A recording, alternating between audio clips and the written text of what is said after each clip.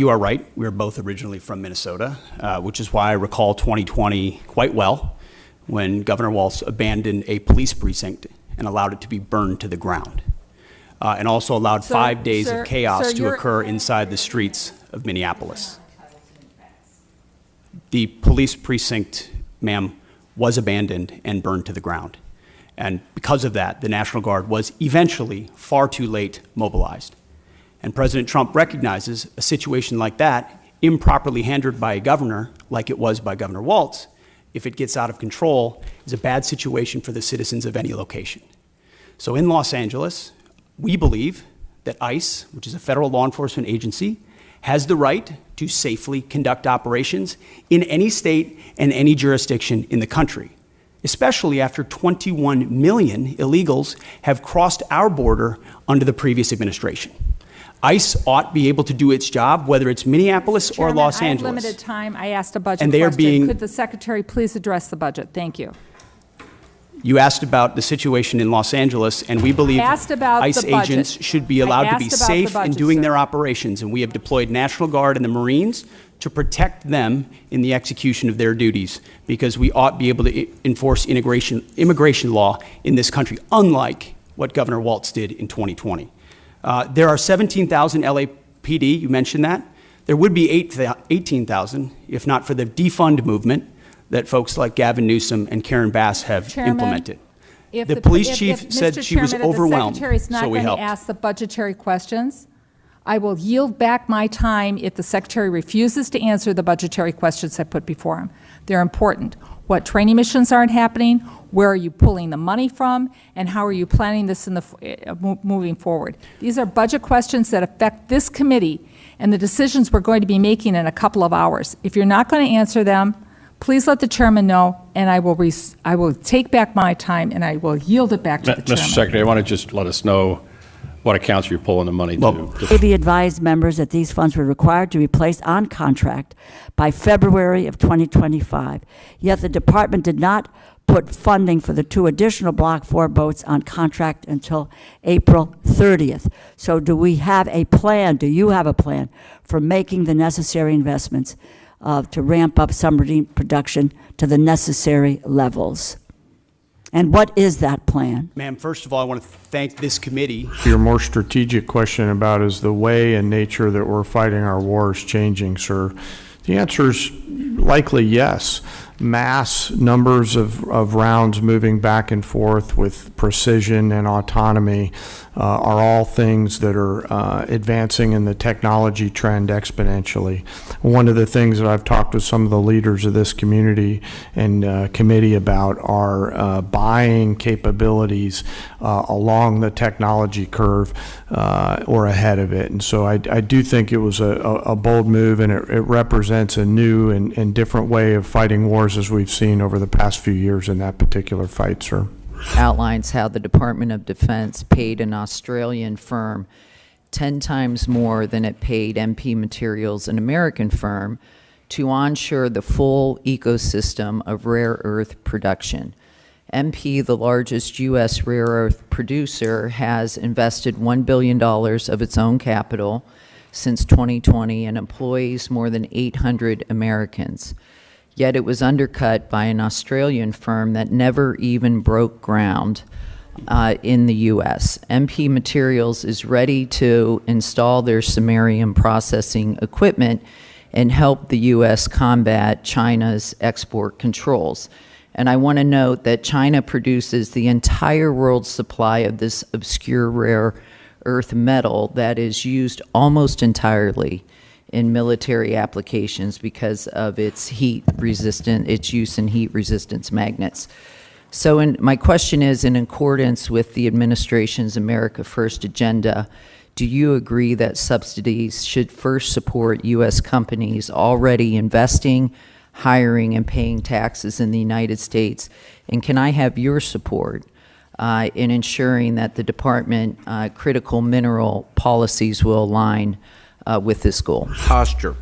Our progress is a concern as we are recapitalizing the entire nuclear deterrent all at once. Meanwhile, Russia has recapitalized its triad minus some bombers, and China is rapidly expanding its numbers and fielding a triad. Of course, there's also North Korea and the looming prospect of a nuclear Iran. As we focus more on the Pacific, our post-Cold War posture is a concern due to the lack of in-theater non-strategic nuclear weapons. This creates a deeply worrying capability gap in the most critical theater. I'll ask my questions and ask for your answers then. First, Secretary Hegseth, given this troubling strategic threat picture, what is your outlook on the current pace and scope of nuclear recapitalization? And then, General Caine, what are your ideas to fill this non-strategic nuclear capability gap in the Pacific? Are there any ways Congress can better support the Department's efforts to meet these increasingly tight deadlines? And I'll listen to your responses. Thank you. Subcommittee on Defense will come to order. Today, the subcommittee will convene for an open oversight hearing to receive testimony regarding the Department of Defense from the Honorable Pete Hegseth, Secretary of Defense, General Dan Caine, Chairman of the Joint Chiefs of Staff. Mr. Secretary, General Caine, congratulations to you both on your new roles and welcome to your first hearing before the subcommittee. We look forward to working with you closely to provide for our common defense. And a very special welcome to Mrs. Bryn McDonnell. Bryn, it's great to have you back here in this room. You sat beside me on this side of the dais, so it might be a new feeling sitting where you are now. So I'm sure it's a bittersweet that you're no longer serving as a dependent member of my staff, but I commend your service to the nation. And Mr. Secretary, you're lucky to have her. I have no doubt that she'll provide you with the same level of faithful advice that she provided for me. The work we do in this committee has never been more important. We are navigating an increasingly complex and uncertain global environment, with adversaries like China and Russia pursuing aggressive actions and challenges in regions like the Indo-Pacific, the Middle East, and beyond. Our military must be prepared to meet those challenges, and that preparation requires substantial investments in both personnel and equipment. But we also must be responsible stewards of the taxpayer dollars. Balancing national security priorities with fiscal responsibility is a delicate but necessary task. Mr. Secretary, I commend you for quickly hitting the ground running and focusing on your key priorities of reviving the warrior ethos, building our military, reestablishing deterrence, and ensuring the defense of our homeland. The American people expect their borders to be secure. The challenges of our southern border, including the ongoing flow of illegal drugs, human trafficking, and other illicit activities, are growing threats to our security and must be addressed. The cartels exploiting our border and increasingly sophisticated and dangerous. The Department of Defense has a critical role in this fight. Mr. Secretary, I applaud your efforts in focusing resources to ensure the border is secured. I look forward to more discussion about what resources are necessary to keep the momentum going without compromising our ability to meet threats abroad. I also want to hear from you both about the readiness of our force. I have heard from senior military leaders and service members alike about the ongoing concerns related to the health of our force, including the need for modernization, the ability to respond quickly to emerging threats. While this committee has consistently provided funding for investments in next-generation systems, from hypersonics to autonomous platforms, we're still seeing troubling delays and cost overruns in a number of programs. We simply cannot deter near-peer competitors like China by falling short in sustaining our defense and industrial base. That is why it's critical that we continue to focus on the pace of modernization, particularly in areas like air superiority and munitions production. The committee has been steadfast in our support of entities within the department that challenges the status quo, such as DIU, the Office of Strategic Capital, and APFIT.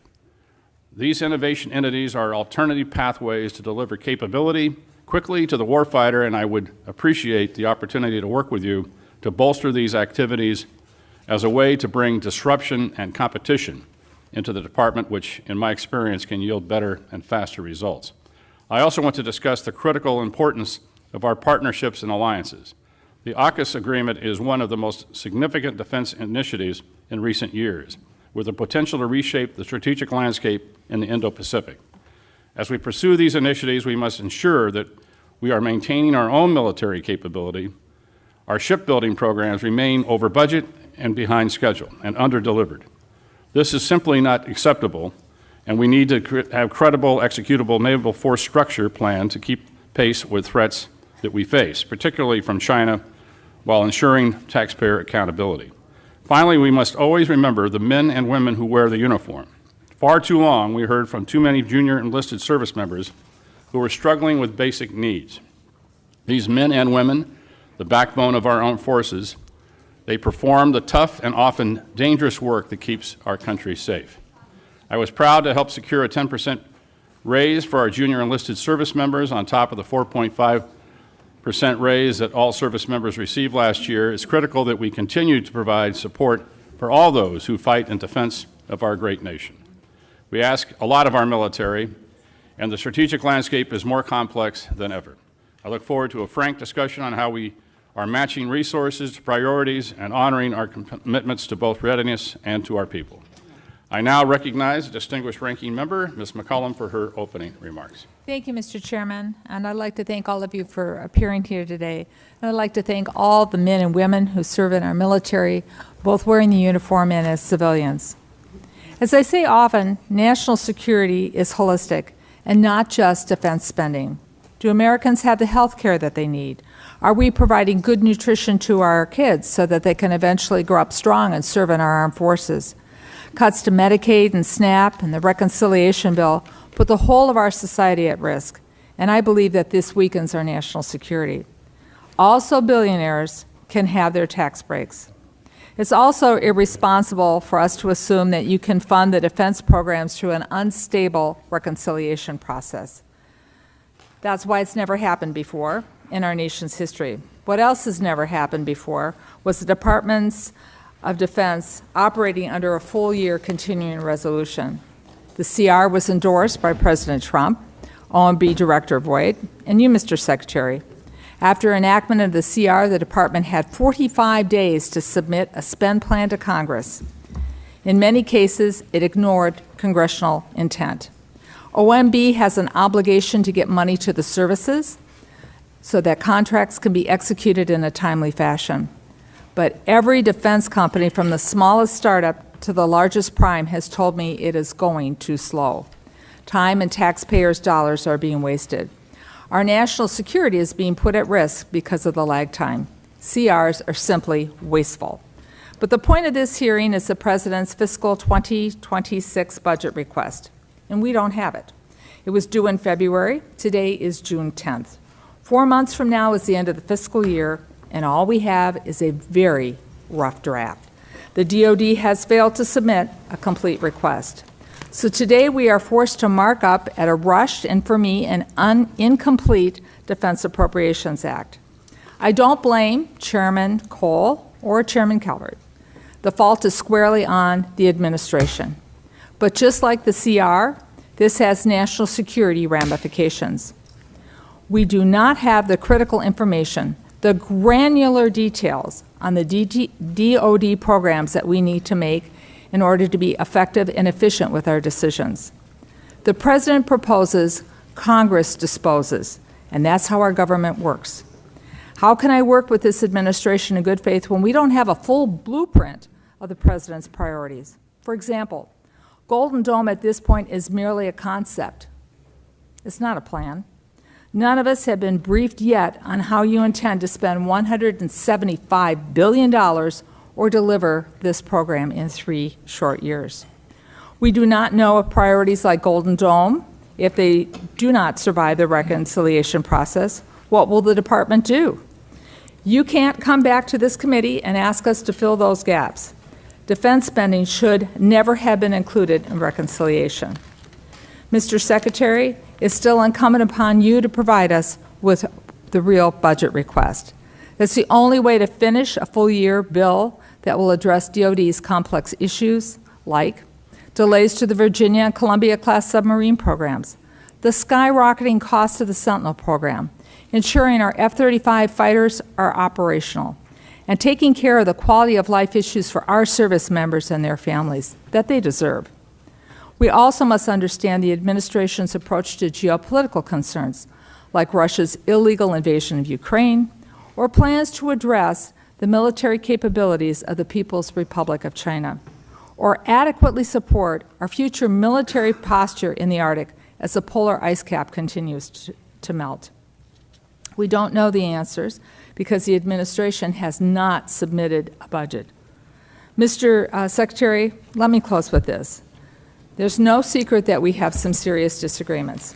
The President's decision to call the National Guard troops to Los Angeles was premature, and the decision to deploy active duty Marines as well is downright escalatory. Active duty military has absolutely no role in domestic law enforcement, and they are not trained for those missions. I ask you, Mr. Secretary, and I ask the President, follow the law. I was also appalled by your decision to fire Chairman Brown, Admiral Franchetti, and other military leaders who served our nation with distinction. You fired them without giving a single reason why. Many Americans, myself included, have witnessed what is a deliberate effort to silence and diminish the achievements of minorities and women in the military.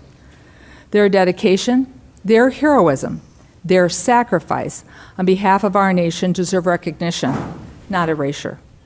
As a former history teacher, I know and acknowledge uncomfortable truths about our own history. It is the only way, when we recognize them, that we move forward together. Since World War II, the Department has made great strides in building a military that is more reflective of the population of this nation. That should be celebrated. It should not be reversed. That's how we build a more perfect union. We build it together. But, Mr. Secretary, today I have a job to do. We must provide the resources necessary to make sure our men and women in uniform can accomplish their missions and come home safely. And on that, Mr. Secretary, I'm sure you and I both agree.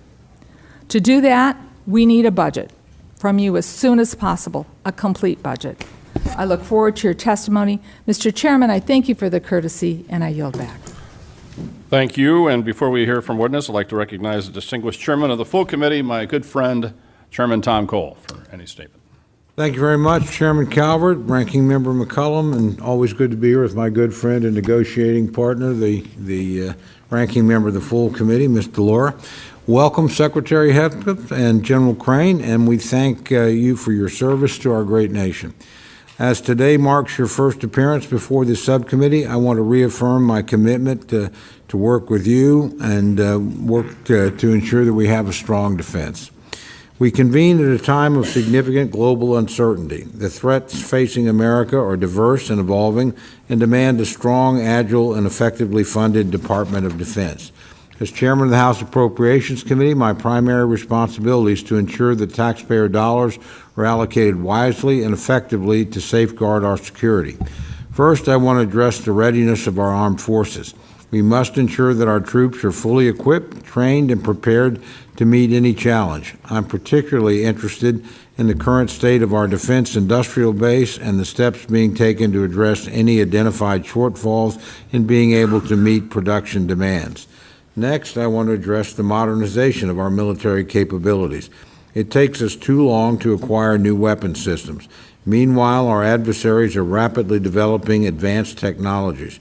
We must not surrender our technological edge or allow our forces to be under-equipped and outgunned. I'd like to hear about your plans for Golden Dome, hypersonics, and other programs that are evolving with the constantly changing nature of war. It's imperative that we invest in technologies that will define the future fight. At the same time, we must remain realistic about development timelines and avoid overcommitting to a single approach at the expense of adaptability. It's important that this subcommittee understands how trade-offs and risks were approached in this budget. I've been concerned about capability gaps during transitions from one platform to the next, and while space is the next frontier, I'm hearing more and more that space offers an answer to every problem. While I'm optimistic about space-based capabilities, I certainly think platforms like the E-7 offer tremendous capabilities until, and frankly beyond, when space is fully online. We need diversified capability and support for programs across domains to ensure continued military dominance.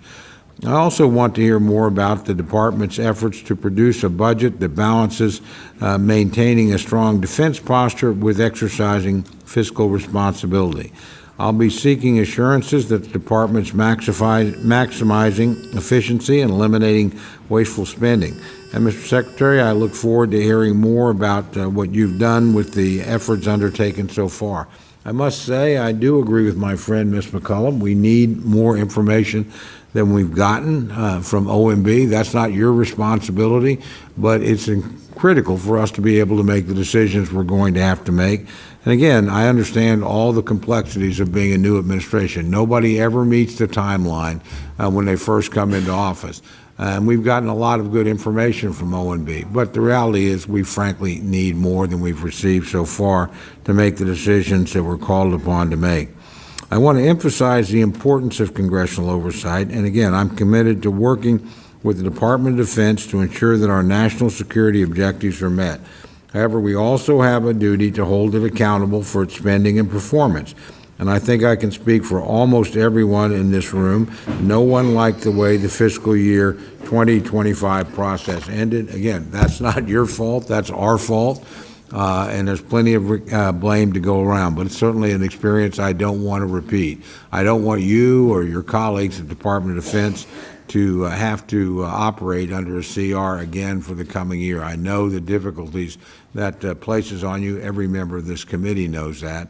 You've got my commitment. We're going to work hard to avoid that this year. But again, we need some help from all concerned in the process to achieve that goal.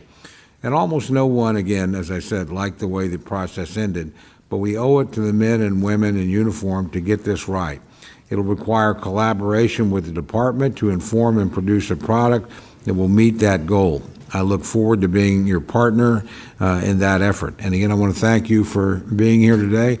And again, I want to thank you for your extraordinary service to this country before you assumed this position. I think that's one of the reasons why we've done as well recruiting, is people that are thinking about putting on the uniform of the United States have confidence in you because you've made that decision and you served this country with distinction before you ever came on this post.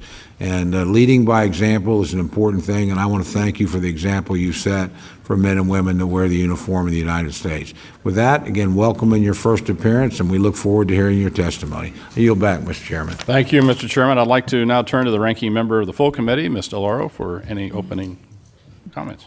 Thank you so much, Chairman Calvert and Ranking Member McCollum, and always to, again, my dear friend, the chairman of the committee. We've worked together for many years in producing, I believe, bipartisan appropriations bills, and it's our attempt to be able to do that this go-round as well. Thank you for holding this oversight hearing on President Trump's Department of Defense. To our witnesses, Secretary Hegseth, Chairman Caine, Ms. McDonnell, welcome to the House of Representatives, and thank you for appearing before us today. Defense is the largest portion of our discretionary budget, yet you have still not sent this committee a complete budget request. We are in mid-June, Mr. Secretary. We are marking up a defense funding bill in a few hours, and yet we have no idea what your department actually needs. We have no details as to how you want to implement your plans. We should be discussing how you plan to get our submarine programs in order, how the Black Hawk platform will be utilized into the future, and how you plan to improve our service members and their families' quality of life. It is unacceptable for us to move forward with a defense funding bill without this information, and it is regrettable that the administration has put us in this position. If we cannot complete this process on time, we risk yet another continuing resolution, which is wasteful, inefficient, and detrimental to our military readiness. Already, your methods for funding our nation's defense programs are as unwise as they are unprecedented. You backed the first full-year continuing resolution for the Department of Defense. Particularly, defense has always been opposed to moving in that direction because of the uncertainty that a continuing resolution portends for defense and for the defense industry. Now you are relying on a risky and a partisan budget reconciliation process instead of regular appropriations to fund vital programs. The appropriations process is wherein lies the power of the purse, according to the U.S. Constitution. However, this is still an essential opportunity for oversight, and the Department of Defense under your leadership is in desperate need of it. Your tenure as Secretary has been marked by endless chaos. Your first day in office, the Inspector General, whose job is to investigate waste, fraud, and abuse, was fired. Weeks later, you dismissed the Chairman of the Joint Chiefs of Staff and 5 other admirals and generals. Your careless sharing of military secrets in a non-secure signal chat, which could have placed American airmen in danger, led to the firing of former National Security Advisor Waltz. You have directly fired several of your top advisors, and the ranks of civilian staff have been decimated within key agency posts, including the Defense Health Agency and the Missile Defense Agency. Mr. Secretary, of all the cabinet departments, stability at the Department of Defense is the most critical for Americans' safety and security. Going after waste in defense and an audit among contractors long overdue, as is a fresh look at defense after what we learned in Ukraine. But that requires thoughtfulness and cooperation, not rash and reckless purges of leadership and rank-and-file staff. And firings based on political loyalty are an affront to what our Constitution and our military stands for and depends on. Meanwhile, this administration has done seemingly everything possible to alienate America on the world stage and turn our back on our allies, particularly Ukraine. Our belligerent trade wars and the dismantling of our humanitarian mission all have implications for our national security. Why would anyone trust us or partner with us when we are busy undermining our allies' economies and encouraging China to fill the vacuum we are leaving by abandoning our humanitarian mission? The bags of flour that I've seen on foreign soil that say U.S. AID, U.S. product of the United States of America will be gone, and instead will be replaced by China or Russia or Iran. Conflicts around the world that President Trump promised he would resolve overnight are only escalating. While we need to focus and prepare for threats to freedom and democracy worldwide, the Department of Defense is mired in controversy and chaos. The American people expect, deserve, and demand better from their military leadership, and the lawlessness across the government must end. This administration has unlawfully dismantled agencies and stolen funding across the government to give billionaires a tax break. America's future soldiers are learning in our public schools. Our future sailors might rely on Medicaid to see a doctor. Our future airmen and women might only have a meal to eat because of SNAP or food stamps, or they may live in subsidized housing. If tomorrow's service members are worried today about having their most basic needs met, then they are being held back from their fullest potential, and that weakens our national security. National security is not just machines and munitions. It requires a whole-of-government approach, which is why this administration must provide us an acceptable and complete budget as soon as possible so we can conduct proper oversight, and why this administration must cease the lawless stealing of appropriated funds. I thank the Chair and Ranking Member, and I look forward to your testimony. I yield back. Thank the gentlelady. We'll now begin with witness testimony. Gentlemen, without objection, your full written testimony will be placed in the record. Secretary Hegseth, we can start with you for your summary of your remarks. Secretary, you recognize. Well, Chairman Calvert, Ranking Member McCollum, distinguished members of the committee, thank you for the opportunity to testify in support of President Trump's proposed fiscal year 2026 budget for the Department of Defense. I'm honored to testify today alongside General Dan Caine, Chairman of the Joint Chiefs of Staff, and Bryn McDonald, who is performing the duties of DoD's Comptroller and Chief Financial Officer. I'm also proud to represent and serve our warriors and their families. Today, as they do every day, they are keeping America safe. They're defending the homeland, they're standing up and deterring communist China, and we're working hand in glove with allies and partners to achieve peace through strength. I'd actually like to start by thanking this committee and Congress for your bipartisan leadership to give our troops a big pay raise in 2025. This included an additional 10.5% raise for our junior enlisted service members, E1 to E4. Thank you also for supporting other initiatives that will improve quality of life for our warriors and their families. With a focus on our troops and their loved ones, I've directed additional actions that will further improve their quality of life. These include making historic investments in improving the living conditions in barracks and base housing, reforming the PCS process to reduce the cost and stress of moving, and improving the quality of care provided by the defense healthcare system. Now, the best part of my job is meeting and interacting with troops and their families. I hear their concerns. I know how it feels to face those challenges. I've been there recently. Each of these initiatives responds to feedback that I've received from the force, and I'll keep listening and looking for ways to improve their quality of life. Under President Trump's leadership, this budget puts America first and gives our warriors what they need. The $961.6 billion budget request, over $1 trillion for national security, will end 4 years of chronic underinvestment in our military. In the last 4 months, we've moved quickly to reverse course after 4 years of weakness and mismanagement. We've found nearly $30 billion in savings across the department, and we have reinvested those savings. We've killed wasteful programs, targeted bureaucratic excess, and redirected funding from Biden-era priorities to President Trump's priorities. We are re-optimizing the civilian workforce and repositioning resources to better support our warfighters. We're working with the Department of Homeland Security to increase border security. We've reduced China's malign influence in our hemisphere. We've defended freedom of navigation in the Red Sea. However, we still have a lot of work ahead of us to achieve peace through strength.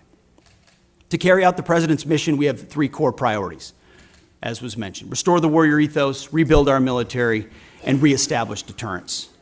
First, we're restoring the warrior ethos. President Trump has charged me with focusing on warfighting, lethality, meritocracy, standards, and readiness. That's exactly what we're doing. We're focused on what's important: warfighting and warriors. We're sweeping away distractions and bloated bureaucracy. We've set standards that are high, equal, and unwavering. DEI is dead. We replaced it with a colorblind, gender-neutral, merit-based approach. Our force is responding positively, incredibly, to these changes. And thanks to President Trump, recruiting and retention is higher than it's been in decades at historic numbers. This budget provides a historic level of funding for military readiness, putting our warfighters and their needs first. Second, we're rebuilding our military. 25 years ago, our military was unchallenged, yet we squandered that advantage as China carried out an unprecedented military buildup.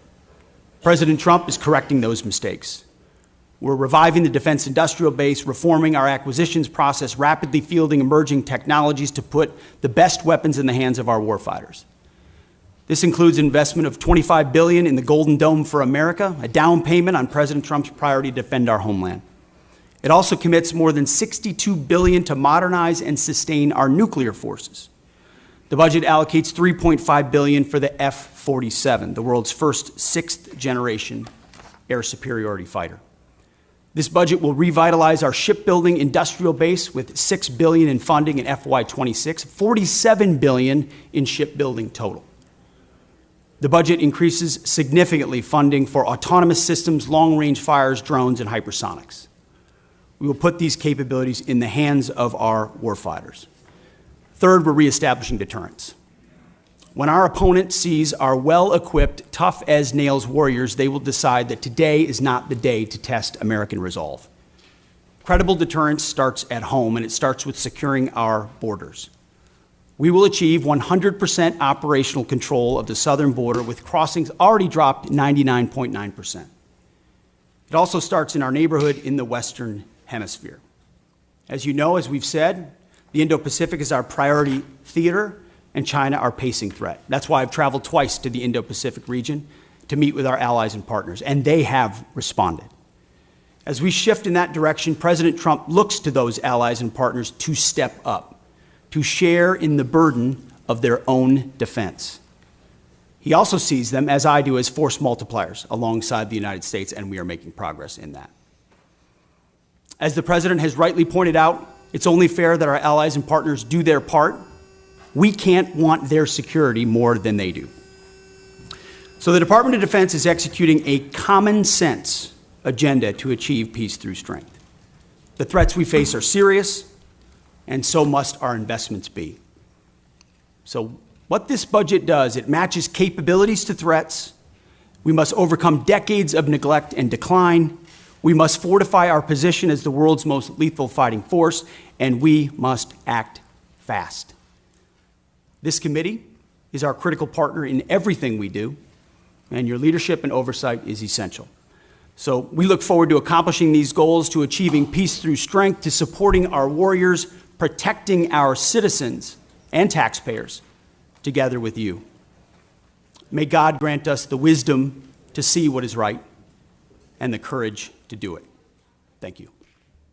Thank you, Mr. Secretary. General Caine, you're now recognized for your remarks. Thank you, Chair Calvert, Ranking Member McCollum, other leaders, members of the committee. I'm honored here today to join Secretary Hegseth and Ms. Bryn McDonald to appear before you today to testify on the President's fiscal year 2026 budget.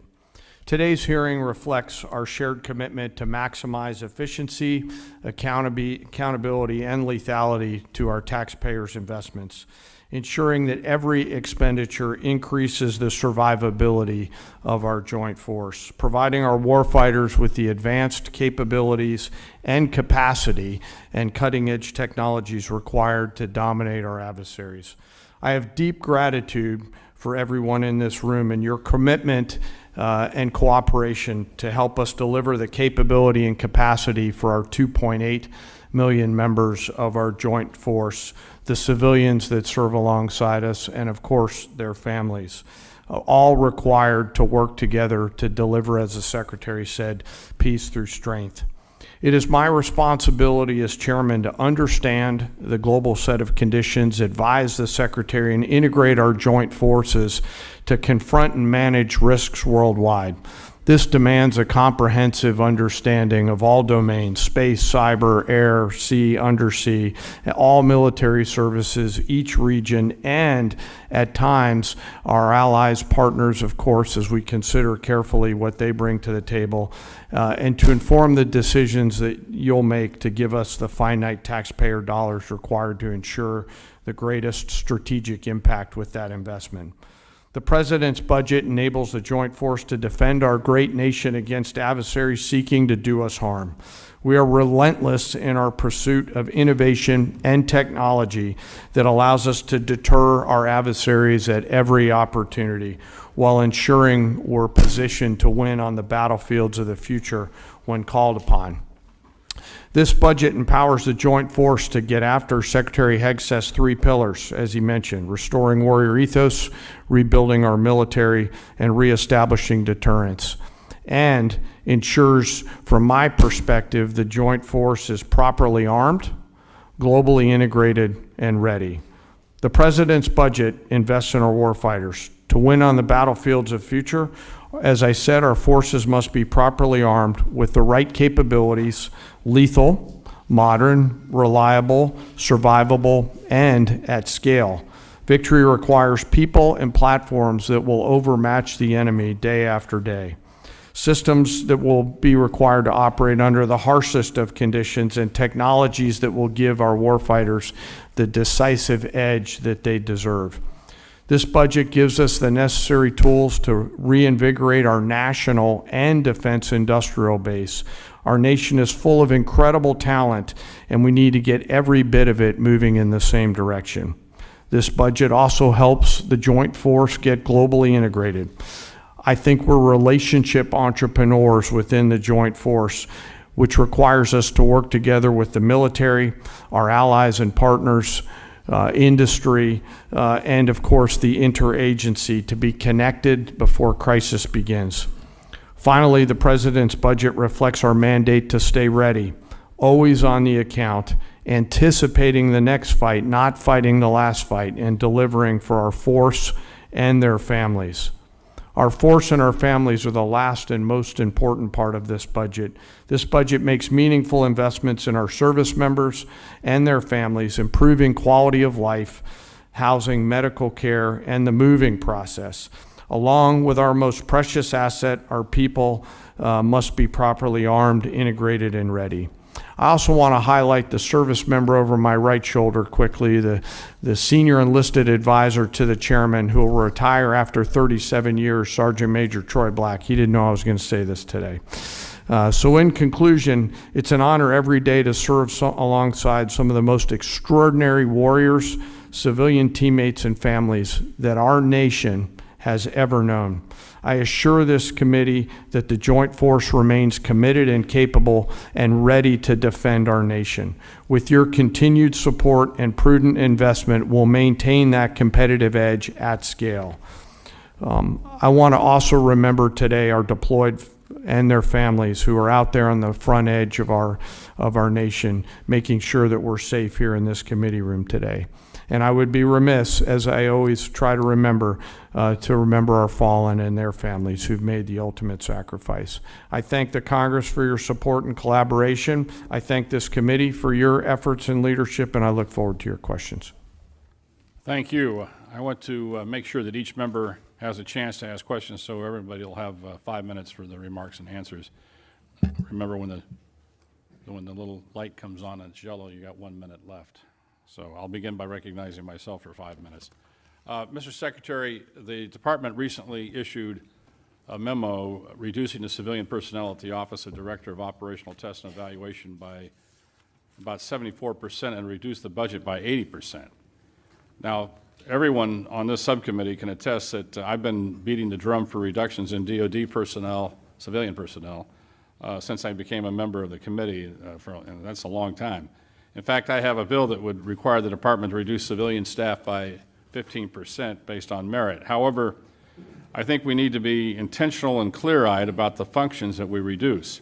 As you know, DOT&E was established by Congress in '83 to centralize and strengthen operational testing, ensure that weapon systems are rigorously evaluated for combat effectiveness, suitability, and to address deficiencies in oversight and standardization within the Department of Defense. And there's a lot of examples of DTO&E catching flaws that would have catastrophic consequences for our military, including loss of life. One example is the M2, M3 Bradley, which was designed to transport troops, provides fire support. The Army approved a system touting the armor, firepower, and mobility. However, when the independent testing was done, it was found out the aluminum armor was not a good idea and was susceptible to failure. And early versions caught fire and burned. And so obviously we made changes and rectified that, and the Bradley's been a valuable part of our military ever since. But we share the same goals to create a more efficient, leaner DoD, but with things like Golden Dome coming along, we want to make sure that the technologies we pick are going to work and that we fund them accordingly. So I understand the reduction is seeking to remove duplicative functions. We're not interested in delays, and I know that that's really high on your list. However, a layer of independent testing is, I think, important. In light of that, with the reduction, how will you ensure that the military services tasked with testing and evaluating their own programs will not revert to past behavior which showed they would approve systems in order to meet operational needs or budget timelines? So with that, Mr. Secretary, see if we can have an answer to that. Well, Mr. Chairman, I appreciate the question. And how we evaluated DOT&E was a reflection of the overall approach we take in the department, which is how efficiently do we operate? Where are the bottlenecks? We talk about the things you talk about every single day. How do we get how do we get systems, platforms, future capabilities in the hands of warfighters as quickly as possible? And so a review led by myself, the Deputy Secretary of Defense, our friends at DOJ who've worked with us have helped us look and identify places where we might find efficiencies. Now, I work, and my hands are directly in the middle of that, to ensure that as we seek those efficiencies and reduce those redundancies, we're not doing so in a way that undermines our capabilities or safety for warfighters in the future. DOT&E, after we got rid of a lot of the really low-hanging fruit of tens of billions of contracts and things that we've reduced that were duplicative, that were completely wasteful, that were creating PowerPoint presentations that no one was looking at, you start to look at things like DOT&E, testing and evaluation, which in a headline sounds quite significant, and it can be in many ways. But when you ask the services, you ask the joint staff, you talk to the comptroller and CAPE, and you go across the other undersecretaries, there's a universal recognition that DOT&E's mission has bloated and expanded well beyond the scope of what it was supposed to be. And as a result, was expanding by months, and sometimes even more than that, the amount of time it was taking for systems to actually make it in the hands of warfighters. So you still have services in other places doing that testing and evaluation. This remains in place at a right size. So we see it as a right sizing of DOT&E. So it still provides that oversight and ensures across the joint force we're recognizing the challenges, but it doesn't add unnecessary time. So we recognize why it was created. We want it to do its job, but not more than its job. And that's what we believe it's doing by reforming it. Well, thank you for that answer.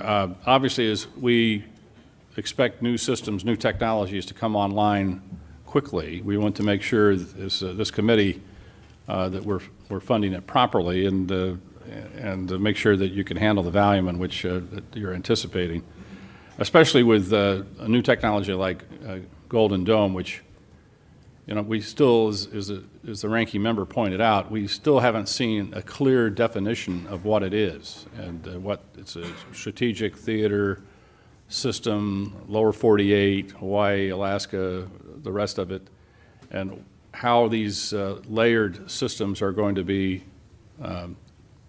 put out there to defend the country and to make sure that we're not spending a lot of money unnecessarily. So testing and evaluation is going to be an important part of that. With that, I recognize Ms. McCollum. Thank you, Mr. Chair. Mr. Secretary, I plan to ask you some budget questions about the following: the cost of the Qatar plane, where the money from the Army's parade is coming from, or the National Guard deployments to the border, where that funding is coming from. I honor and celebrate the United States Army, but I'd like to know how much this parade is going to cost.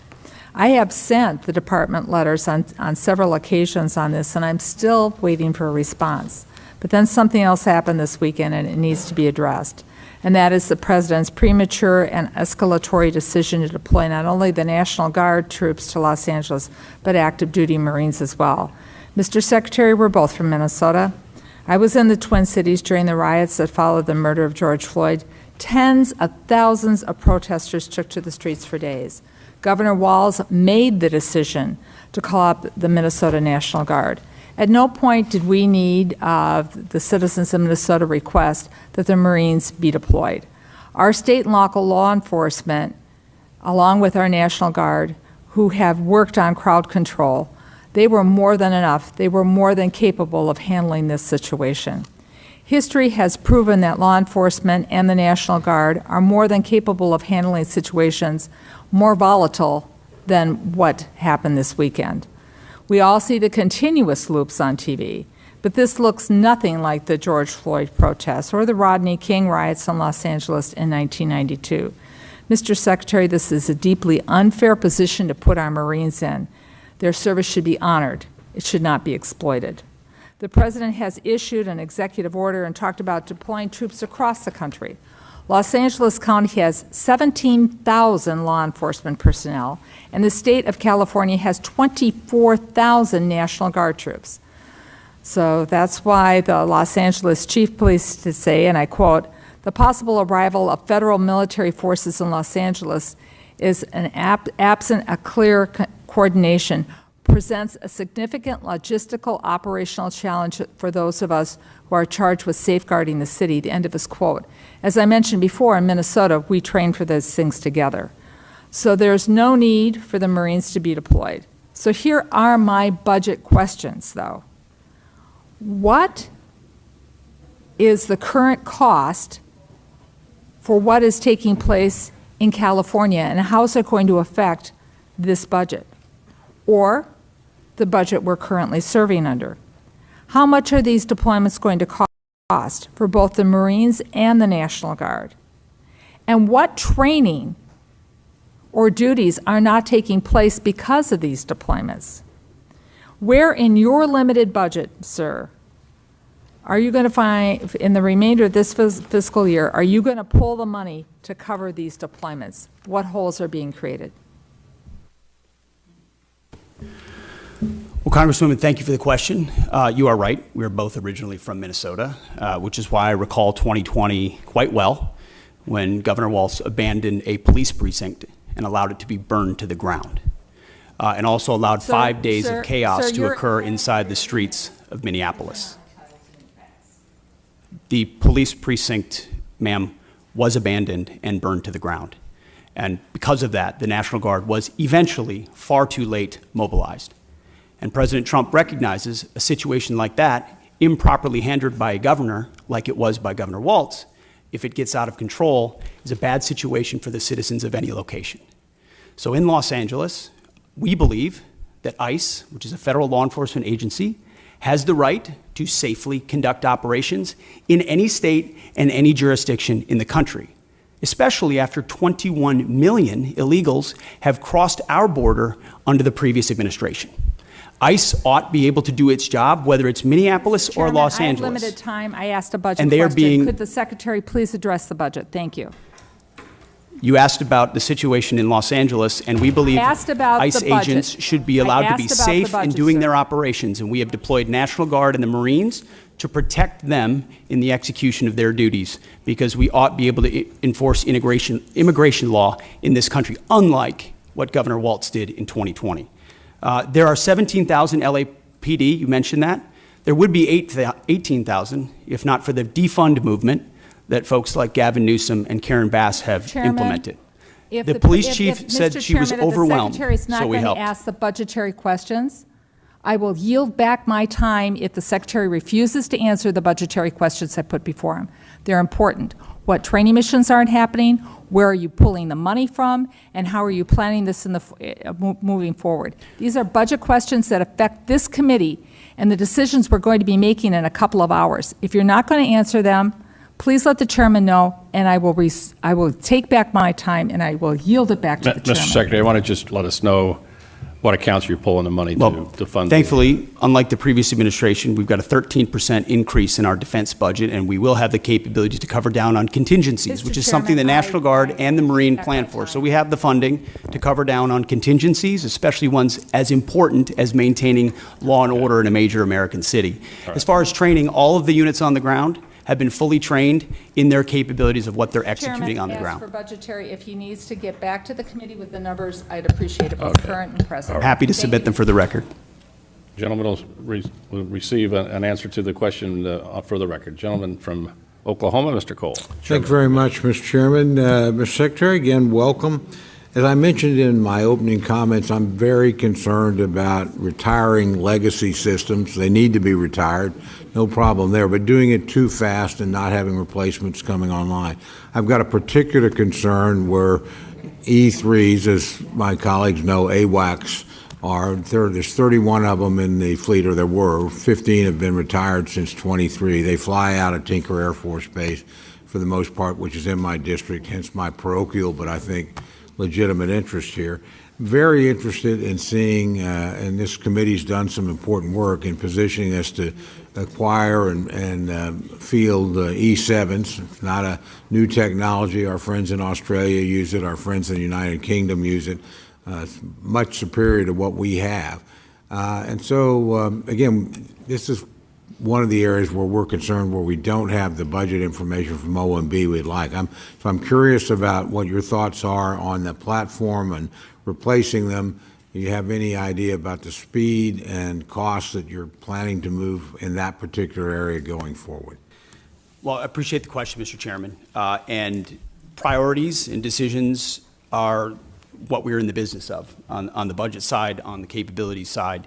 And I think President Trump has charged us with making the big, difficult decisions after a lot of deferred maintenance and deferred decisions, to ignore parochial priorities in large part and focus on what the department needs and where it needs it and when it needs it. And that means some tough calls. And there are platforms we've supported as a result, and there's some platforms and systems that we won't support going forward because the services have requested it Or we've identified those are systems and platforms that don't orient toward a future threat. I mean, we've learned a lot from what's happened in Ukraine. We've learned a lot from what China is attempting to do and the systems they're building. So if we have systems and platforms that are not survivable in the modern battlefield, or they don't give us an advantage in a future fight, we have to make the tough decisions right now. That's my job, that's the chairman's job, and it's our job to fund those new systems and make tough calls. So the E7 is an example of that. We're going to fund existing platforms that are there more robustly and make sure they're modernized. But we believe most of the ISR, or a great deal of the ISR in the future, will be space-based, and not in a scientific space-based, we hope we'll get there, but in we're funding capabilities that will surpass some of those airborne capabilities. So we're willing to continue to review things like the E7, but from our view, investments in existing systems that carry forward that capability alongside even bigger investments in space-based ISR gives us the kind of advantages we need on a future battlefield. I think that's a fair point. I point out, I've been on this committee a long time. I watched the U.S. Army waste $29 billion on the future combat system because it was going to be so great. And it didn't, and we wasted a ton of money. We got a platform here that works. Space is great. It's unknown. It's undeveloped. And I would just urge you to look at this pretty carefully as you make the decision. We certainly will as a committee. I don't know how much time I've got left because the clock's not running. You're the chairman, so. Well, I will try and be respectful to the committee and certainly respectful to our witnesses. I have one other quick question, if I may, and I think probably a lot of members have had these concerns. Look, I'm largely very much in favor of the hiring freezes and some of the things you've done personnel-wise. So this is not a criticism, but I do hear that we have certain exempt positions, like aircraft mechanics, like firefighters. We're having a problem with that. Again, Fort Sill, I got the home and the field artillery and air defense artillery as well. It's a pretty military district. Nobody's being critical, but we're having a hard time getting, these are exempt categories, those filled. Can you sort of tell me where we're at on that? Because these are mission critical people. It's a great question, sir. It's something we're paying very close attention to. In fact, we meet on it multiple times a week. It includes shipbuilding capabilities, child care centers. There are a lot of positions that affect our industrial base, our capabilities, or our families that we are working diligently to ensure we're getting those exceptions as quickly as possible, those waivers. But we're also trying to do right by right-sizing the civilian force, which has gotten too bloated too fast and has mostly been right-sized through voluntary separations through DRP. So I acknowledge that. And we can get you a full list of the exemptions as well to make sure you understand where we're making trade-offs. I'd appreciate that very much, Mr. Secretary. Thank you. Thank you, Mr. Chairman. Yield back. Thanks for your courtesy. Thanks. Gentlemen, Mr. Lauro. Thank you very much, Mr. Chairman. I'd like to focus, Mr. Secretary, my question on submarines and our national security, our military shipbuilding, and as I said specifically, submarines, critical investment for national security and for the economy of my home state of Connecticut. This is a yes or no question, Mr. Secretary. Do you agree that continued investment in the Department of Defense in submarine production is in fact critical to the United States national security and military readiness? Very critical. Okay, so yes, thank you, and we agree. They'll continue to be a critical asset to deter adversaries, sustain the advantage we have in undersea domain, and the Defense Department should continue to support these programs. What is the status of the Department's investments in submarine programs? 14% increase in FY26 on the Columbia, and a substantial increase in the Virginia as well. So we're ensuring a submarine industrial base that has been left behind, that has been neglected, is fully invested. We to have make sure funded we're the submarine on base funding here. the submarines. More than half, and you can go back to last December, but I want to move on. Do you know where our submarine production currently stands, and whether current production is sufficient to bridge the gap between current fleet size and projected need? There is a gap, but we believe we are closing it, ma'am. Yes. And if you can get to us the information about how, in fact, that you can close that gap, because we do not have any information or data that can substantiate what you're saying. Your department's initial budget proposal includes incremental funding for the Columbia-class submarine. Is that going to raise alarm bells across the defense industrial base by signaling a lack of commitment to the program? No, we could not, ma'am, we could not be more committed to Columbia. The centrality in the triad, ensuring it delivers on time, it's central to the deterrent and the base of the United States. So do you know how much committed of a to that. financial hole this will create for the defense industrial base? Will there be a financial hole for the defense industrial base in 2026? Certainly not based on our projections. There is not a hole. We're investing in Columbia robustly. Okay, without numbers, it's my understanding the department is planning to move $3.1 billion for the Columbia class from 2026 and spread it over 2027 and 2028. This creates a serious problem for industry in the short term and hampers shipbuilders' ability to reach an adequate production rate. Have you been in contact with Electric Boat or with Huntington Ingalls about your plans? Almost every day, our Deputy Secretary of Defense, alongside our Secretary of the Navy, are actively engaged with all of our shipbuilders and shipyards to make sure their needs not only are being met, but their shortfalls are being addressed so that we can close that gap in real time, which has existed. So for that quite you some can really lay out for us the information and which we would like to get, where this committee needs to take a look at, because I know you believe that submarines are important, as I do, but getting the specific information about where we stand, what the production rate is, what gaps there may be. We're willing to listen to all of that because, in fact, in contrast to what your earlier statement was, we have, in fact, supported mightily the submarine industrial base from this committee. That's not been neglected. Do you have a plan for making the investments necessary to ramp up submarine production to the necessary elections? I would just tell you, as part of the December continuing resolution, Congress included $5.7 billion for the department to put on contract for 2 additional Block 4 and 1 Block 5 Virginia-class submarines. The Navy advised members that these funds were required to be placed on contract by February of 2025, yet the department did not put funding for the 2 additional Block 4 boats on contract until April 30th. So do we have a plan, do you have a plan for making the necessary investments to ramp up submarine production to the necessary levels? And what is that plan? Ma'am, first of all, I want to thank this committee for the flexibility alongside FY25 and the continued resolution. Well, I would hope which you is would thank this committee for the a lot of funding that flexibility it provided had on the made. submarine industrial We have made a base, and we have- serious that. investment. So your first statement is inaccurate. We have focused squarely on submarines, and we now want to know where that is going and what your plan is for the continued advancements to meet production levels and make sure that that is an area that's covered for our national security. Ma'am, I fully acknowledge the investment this committee has made in shipbuilding, and the challenge is our department under the previous administration squandered a lot of that by Please, not I don't. investing I want your plan. properly. I've had difficulties with the prior administration, and I don't mind calling them out. What is your plan for the future? Can we get that in writing and on paper so that we know where you're going? Because we don't have anything today. We have zip, nada, and knowing where you're going. You could talk percentages, you can talk about whatever you want, but unless this committee sees dollars and cents and where you're going and what your plan is, then we may reconsider what you need to do to go forward.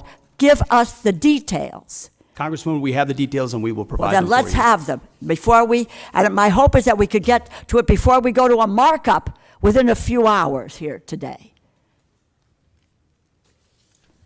I yield back my time, Mr. Chair. Gentlelady yields back her time. The Dean of the House, Chairman Rogers. Thank you, Mr. Chairman. Welcome, gentlemen and lady. Let me ask you about the stunning success of the Ukrainian drones of last week. Are we seeing the ushering in of a new era of warfare? The use of drones from afar. After all, these drones were smuggled into Russia, hidden for a great span of time, and then activated from 2,500 miles away. Are we prepared, both defensively and offensively? Mr. Secretary? I'll answer that and then maybe hand it to the chairman. I would say, sir, it was a daring and very effective operation that we were not aware of in advance and reflects significant advancements in drone warfare, which we are tracking in real time inside Ukraine and taking that feedback to help us better understand how we can better produce more lethal, attritable drones, but also advance our counter-UAS systems so that we're not vulnerable to a threat and an attack like that. The chairman and I got together right after seeing that and saying, what more can we do to ensure we're prepared and our country's defensible against something like that? But I'll hand to the chairman. Mr. Secretary, Congressman, thank you for the question. I think it goes to your more strategic question about is the way and nature that we're fighting our wars changing, sir? The answer is likely yes. Mass numbers of rounds moving back and forth with precision and autonomy are all things that are advancing in the technology trend exponentially. One of the things that I've talked with some of the leaders of this community and committee about are buying capabilities along the technology curve or ahead of it. And so I do think it was a bold move, and it represents a new and different way of fighting wars as we've seen over the past few years in that particular fight, sir. What do we need to do to protect ourselves from a similar type raid by an adversary? Well, sir, intelligence is critical. Human intelligence, signals intelligence, every aspect of how we get ahead, get to the left of a problem like that. And certainly our department in conjunction, interagency, are focused on that. But then it's rapidly fielding the commercially available technologies in some cases, but others proprietary, whether they're EW, whether they're microwave, whether they're kinetic, to defeat drones either individually or in swarms in multiple locations against, protecting our people, protecting our installations, protecting our critical infrastructure, protecting our bombers. And some of that speaks to Golden Dome and what we'll do there, but you also have the particulars of the immediate. Our forward deployed troops, are they properly covered by counter-UAS systems? Do we have the best systems forward deployed? And that's something we're looking at every single day. We live in a dynamic operating environment, and the chairman knows this, the deputy, our policy shop, we are focused on ensuring that this is front and center, considering how central this threat will be going forward. Well, these are low-cost, high-tech weapons, if you will, and has been dominated by China. 90% of drones are produced by China, I'm told. What does that tell us about what we need to do here at home? Well, sir, it's not just, first of all, making sure we're less reliant on Chinese technology in any part of the supply chain, which is something we can speak to because that's been an aggressive part of our effort at DOD. But also recognizing it's not just China. Of course, Iran invests substantially in drone capabilities. And then learning a lot from partners on our side, like the Ukrainians who have developed systems and fielding that quickly. So commercially available, attritable, that we can produce at home is important to us. Congratulations to all three of you, and we wish you well. I yield back. Thank you, sir. Thank the gentleman for the question. Real quickly, is it the press stories accurate that 40% of the long-range bombers from Russia were destroyed in that attack? Is that an accurate number? So I'm not exactly sure what the percentage is, but I also know that I may not say that in open session. So I'll take that and get back to you through appropriate channels. Thanks, gentlemen. Ms. Capter. Thank you, Mr. Chairman. We welcome our guests. I come from a family of combat veterans going back a long time. And my comment is the use of certain words and what they imply. When I hear warrior ethos, and I hear it a lot from you, Mr. Secretary, I'm concerned. All the soldiers in our family, all of whom fought and received medals for their combat service, call themselves soldiers. Marines are trained to kill. In terms of domestic policing, our police and our National Guard at the state level, carefully used, but also our state police are used in civil enforcement, and they are good. I don't need any reply. I just am concerned about what those words you often utter actually do in people's minds and change the language we have used since the founding of this republic. So that is a concern of mine. I wanted to go to the General and Chairman, if I could. We've heard a lot this morning about Defense Industrial Base. And this is something I ran for office on a long time ago.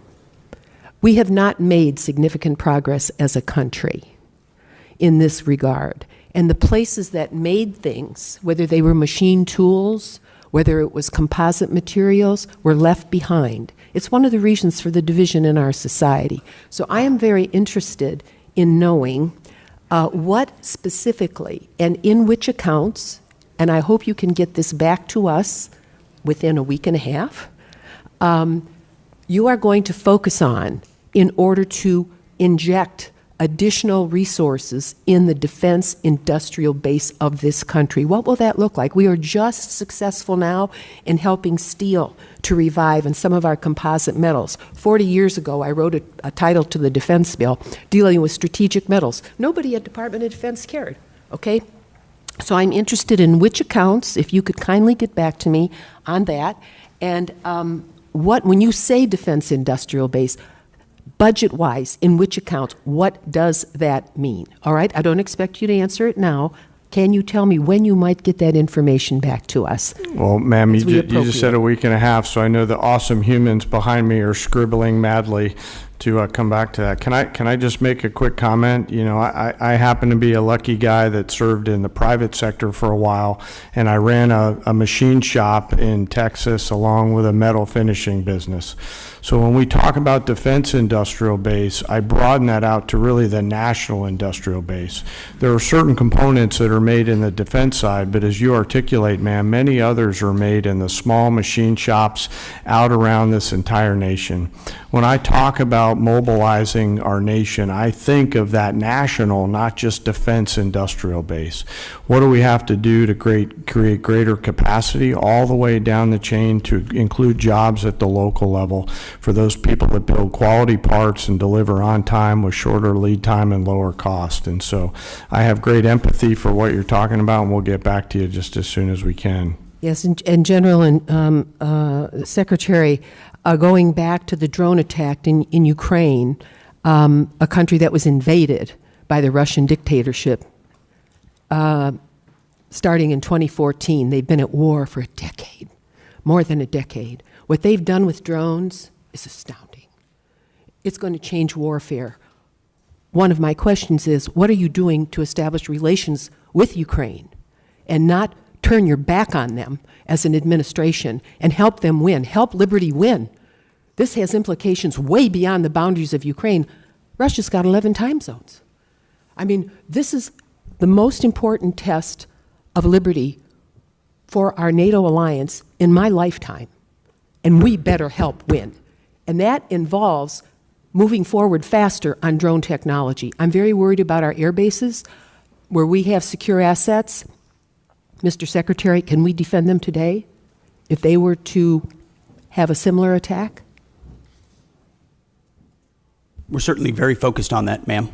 And we're learning every day from Ukraine. I think we would need to clarify what win means. This president is committed to peace. He's committed to stopping the killing.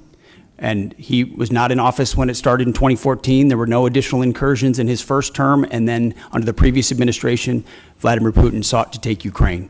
We're committed. this administration's committed to peace, to stopping the killing, and we think that serves Did you just American leave interests. Ukraine, Mr. Secretary? Did you just leave Ukraine? Young lady's time has expired, but if you can get I did back not leave to Ukraine. us on that. No, that Have would you be great. visited Ukraine? No, ma'am. My first trip No. there, sir, was Young lady's 1973. I time yield back. has expired. Mr. Carter, you're recognized for 5 minutes.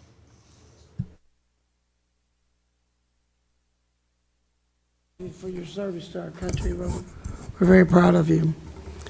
I'm fully supportive of the Army's outgoing modernization efforts and the recent Army Transformation Initiative that combined the Army's Future Command with TRADOC to become the Transformational and Training Command. How are you both going to create a partnership between the Assistant Secretary of the Army for Acquisition, Logistics, and Technology, and this new command to ensure the acquisition authorities are modernized and synchronized to achieve the maximum lethality and deterrence? I'll take that. Maybe I'll hand it to you, Mr. Chairman, as well. We are very encouraged and supportive of the Army's transformation initiative. General George has been critical to that, as has the Secretary of the Army, Dan Driscoll. And together, it's been a heck of a partnership and a willingness to get at the core issues facing today's Army and ensuring it is reformed and modernized to meet the threats of the future. One of those aspects is merging those commands. And I can tell you, whether it's the warrior ethos or lethality, that is central to why we make decisions. Ensuring that we're not making decisions on behalf of bureaucrats or process, but to ensure we're getting the most lethal aspects of what we do front and forward as quickly as possible. And that involves things like Futures Command and TRADOC. And when you merge those things, you have to make sure you're getting rid of things that are redundant and pushing forward things that matter the most. But I'll defer to the chairman. Well, I've shared that commitment completely, and I share this transformation. What do you see as the fundamental capabilities of this command must develop to ensure that we have the lethality and deterrence necessary to succeed in Indo-PACOM? That's where the Sure. future is. Sir, I'll first echo the Secretary's respect and appreciation for Secretary Driscoll and General George. They are a team, and that's always great to see from a warfighter's perspective when you have such a nested combat pair, if you will, that are driving at the same set of objectives. I think there's clarity, Congressman, in the minds of both the Secretary and the Chief on the need for things like long-range fires in the Pacific. And in order to pay for those, they're making those difficult decisions down the Army Transformation Initiative in order to pay for them. Well, when we started talking about the Futures Command, one of the things that I was hoping we would do is we would not get a project stacked up on somebody's desk and stacked that high, and when he got down to checking on that, oh, that goes to you, and it goes on top of another, on the bottom of another stack that high. And so we get delayed and delayed and delayed and delayed in certain areas of bureaucracy. I think that is dangerous for our country as we look forward in Indo-PACOM. Yes, and that's sir. why I asked the question. Another issue that's very important, the department has historically relied on outdated production techniques of energetic manufacturing, which may have remained unchanged since the Second World War. How is the department ensuring that investment in next-generation energetics manufacturing, such as AI, machine learning capabilities, and enabling and assurance of quality assurance, robotic-driven load, assembly, and pack, and automated formation processes, a prioritize and transition out research and development that is capable of producing these pathways. In other words, a modern way to load and turn out ammunition in the simplest terms. We're robustly funding things like DIU, like SCO, like the Office of Strategic Capital, to ensure that commercially available options, other companies are able to compete that traditionally are not involved in procurement at the Defense Department, so that the valley of death is eliminated, and you're able to bring in actual competition and dynamic solutions. Otherwise, ammunition's a great example. It's very antiquated in many cases. We're still making rounds the way we made them after World War II. You have to project out what you want to make, send that signal to industry, and then allow innovators to enter that space so they can bring new technology and rapidly field those new technologies. Otherwise, you're stuck doing it the same way you've always done it.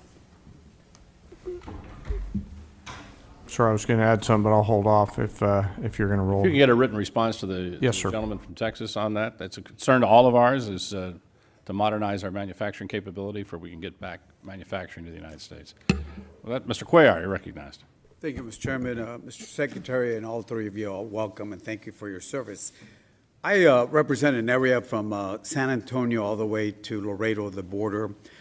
In San Antonio, we got Joint Base San Antonio, the largest joint base in the Department of Defense that contributes over $151 billion to the Texas economy. We support 266 mission partners. San Antonio also has the second largest cyber footprint in the nation, hosting the 16th Air Force cyber. And then, of course, the military facilities that are the best in the country also. Along with that, going down to Laredo, the largest port in the country, 9th largest in the world after 8 Chinese ports. Number 9 in the world is Laredo. And my question, Mr. Secretary, has to do with one of your plans, and ask you to welcome you to San Antonio, let the San Antonio folks come in. It has to do with Army, U.S. Army North and U.S. Army South. I'm not going to go with their missions or critical mission, but what concerns us in San Antonio, both the Democrats and Republican members of Congress and senators, we're concerned that, in setting up a Western Hemisphere Command, which I think it's a good idea, that you move it away from a place like San Antonio, where we have the infrastructure, the personnel, the community partnerships to work with you on this. And I say this because I think your testimony has about 11,900 troops that are down there working with the Homeland, which I support. And keeping in mind what's happening with the cartels in Mexico and other places, I would ask you to, when you look at this Western Hemisphere Command, that you don't move it 1,500 miles away from the border, especially in a place like San Antonio. I think we got a few Texans here that can talk about the rest of the state of Texas, and some wannabe Texans also that can talk about what the facilities we have. But I would ask you to, as you consider this, to keep the command, Western Hemisphere Command in San Antonio. Well, sir, count me amongst some of the wannabe Texans. Tennessee's close enough. Hey, we got no state income tax. Keep that. It's true. I appreciate that concern. It is something that has come up multiple times in conversations with Secretary Driscoll and General George in reviewing their Army modernization plan and consolidation, with the recognition that some of those changes, when we go through a posture review and as we're looking at commands, are going to include some tough choices. Some of that includes ranks and positioning, but you still are going to have, at some level, a south and north bifurcation. The question is where that is headquartered, and we are in an ongoing review on that, of exactly where that will shake out. But I would encourage continue deliberation with Secretary Driscoll. They have been thoughtful about it and will continue to be. And I understand that there's decisions have to be made, efficiencies and all that, but just ask you, as you look at that, if we're doing so much investment on the border, and we already got the infrastructure down there in San Antonio and all the support from the other military bases across the state of Texas and the partnership, I would ask you and the Secretary to please, before you make a decision, go drink the water, feel what we have in San Antonio and the surrounding areas in Texas, to consider that instead of just making a decision by the paper on that.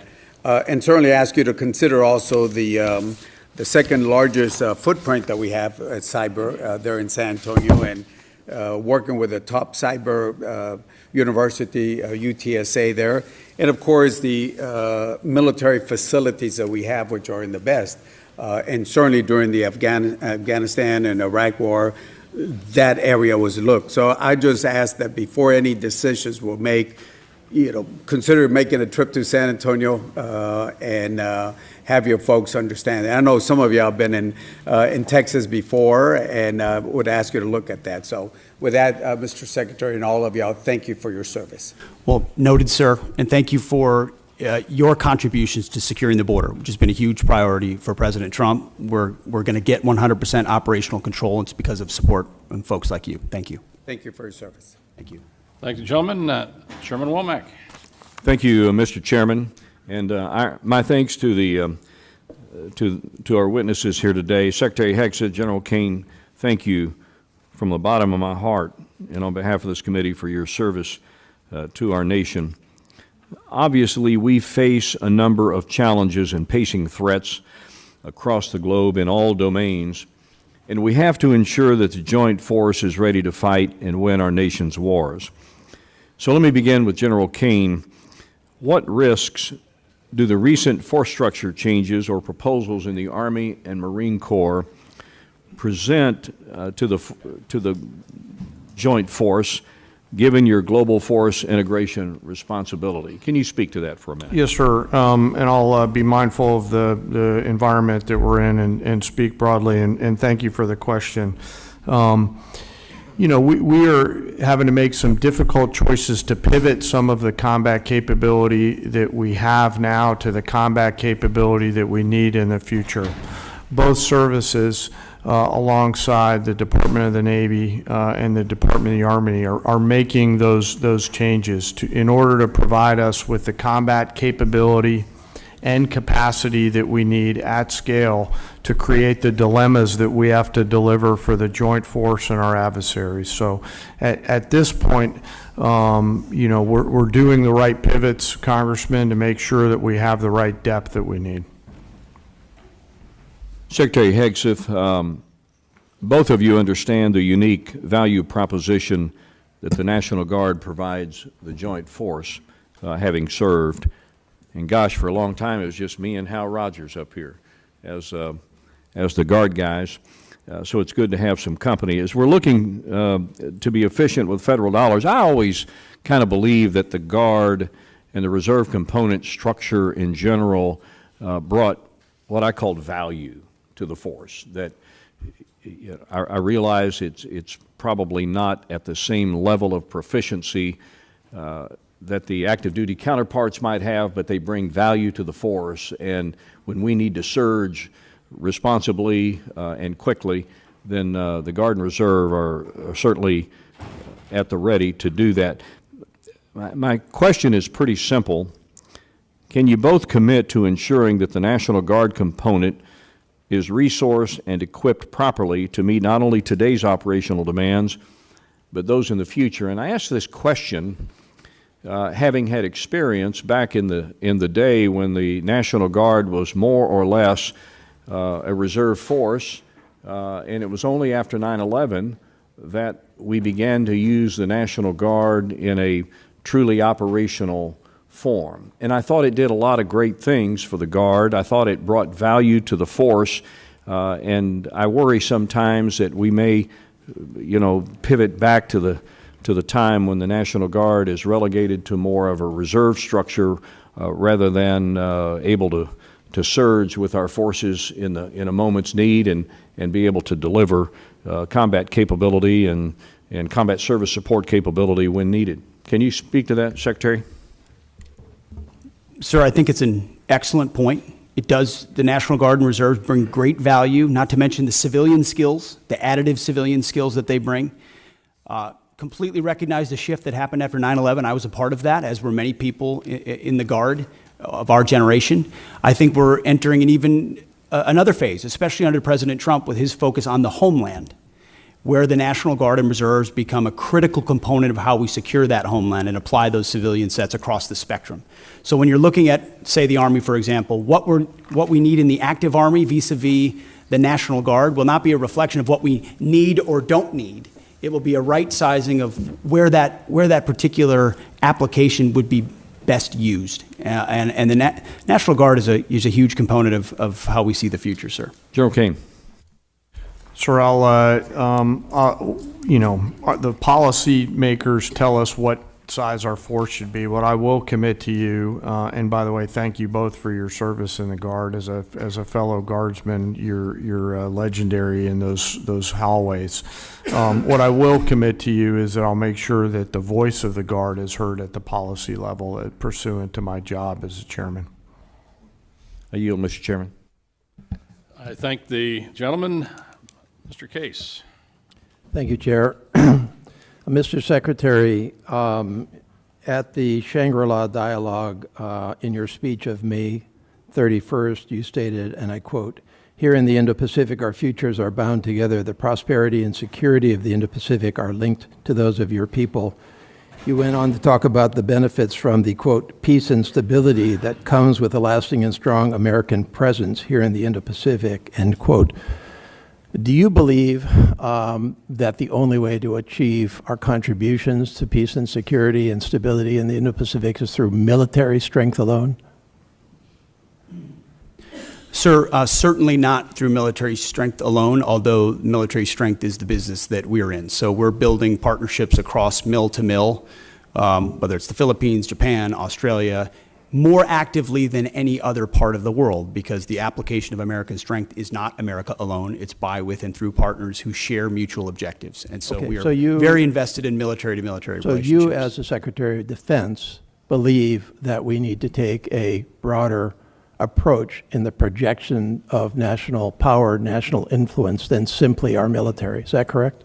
Well, sir, that's not my job. My job is the military application. So yes, others will determine the broader spectrum of that, but it's always useful to have other applications of power as well. But how others actually do that does impact your job in running our military, right? I mean, your military operations, your military presence, your mill-to-mill relationships that I agree are important are all going to be impacted by our non-military projection of power, influence, and assistance throughout the Indo-Pacific. Is that correct? I would just say that from my 2 recent visits to that region, meeting with many of those ministers of defense multiple times, their focus is what capabilities can we share together, interoperability and capabilities that establish deterrence, because the most important message America can still send, and they can still send, is hard power capabilities. What can we project? Where can we project it? As the chairman said, what dilemmas can we create? That's the business that we're in. And so we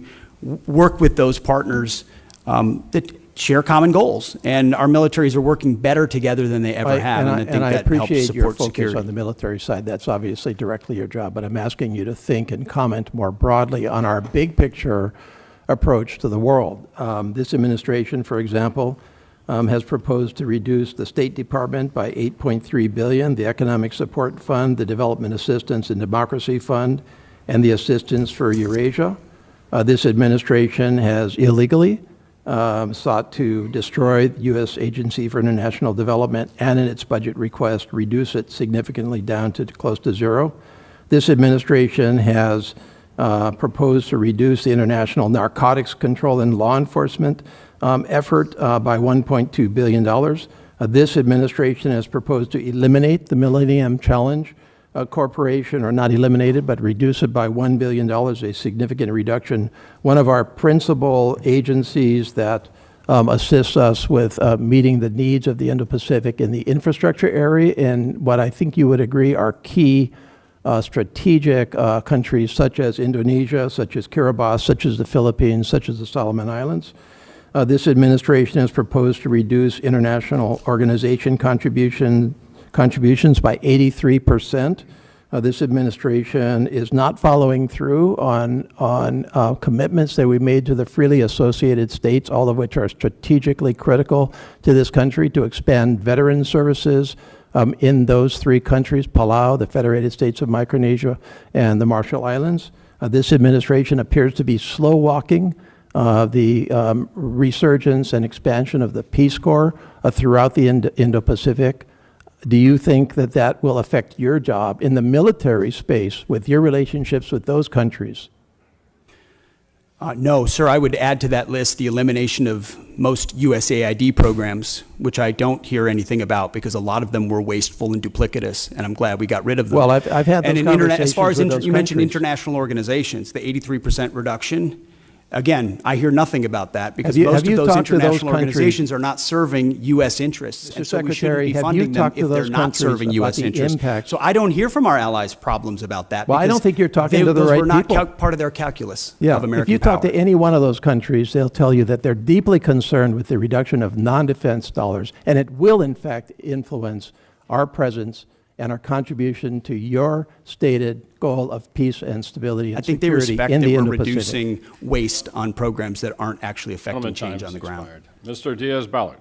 Thank you, and to three of you, thank you. Thanks for being here, and thanks for your service. Mr. Secretary, I have two questions. First one is, and you mentioned recruitment at the beginning. During the last 4 years, we got used to just hearing how the recruitment was not doing well, and it was just the new reality. And then all of a sudden, that reality has changed.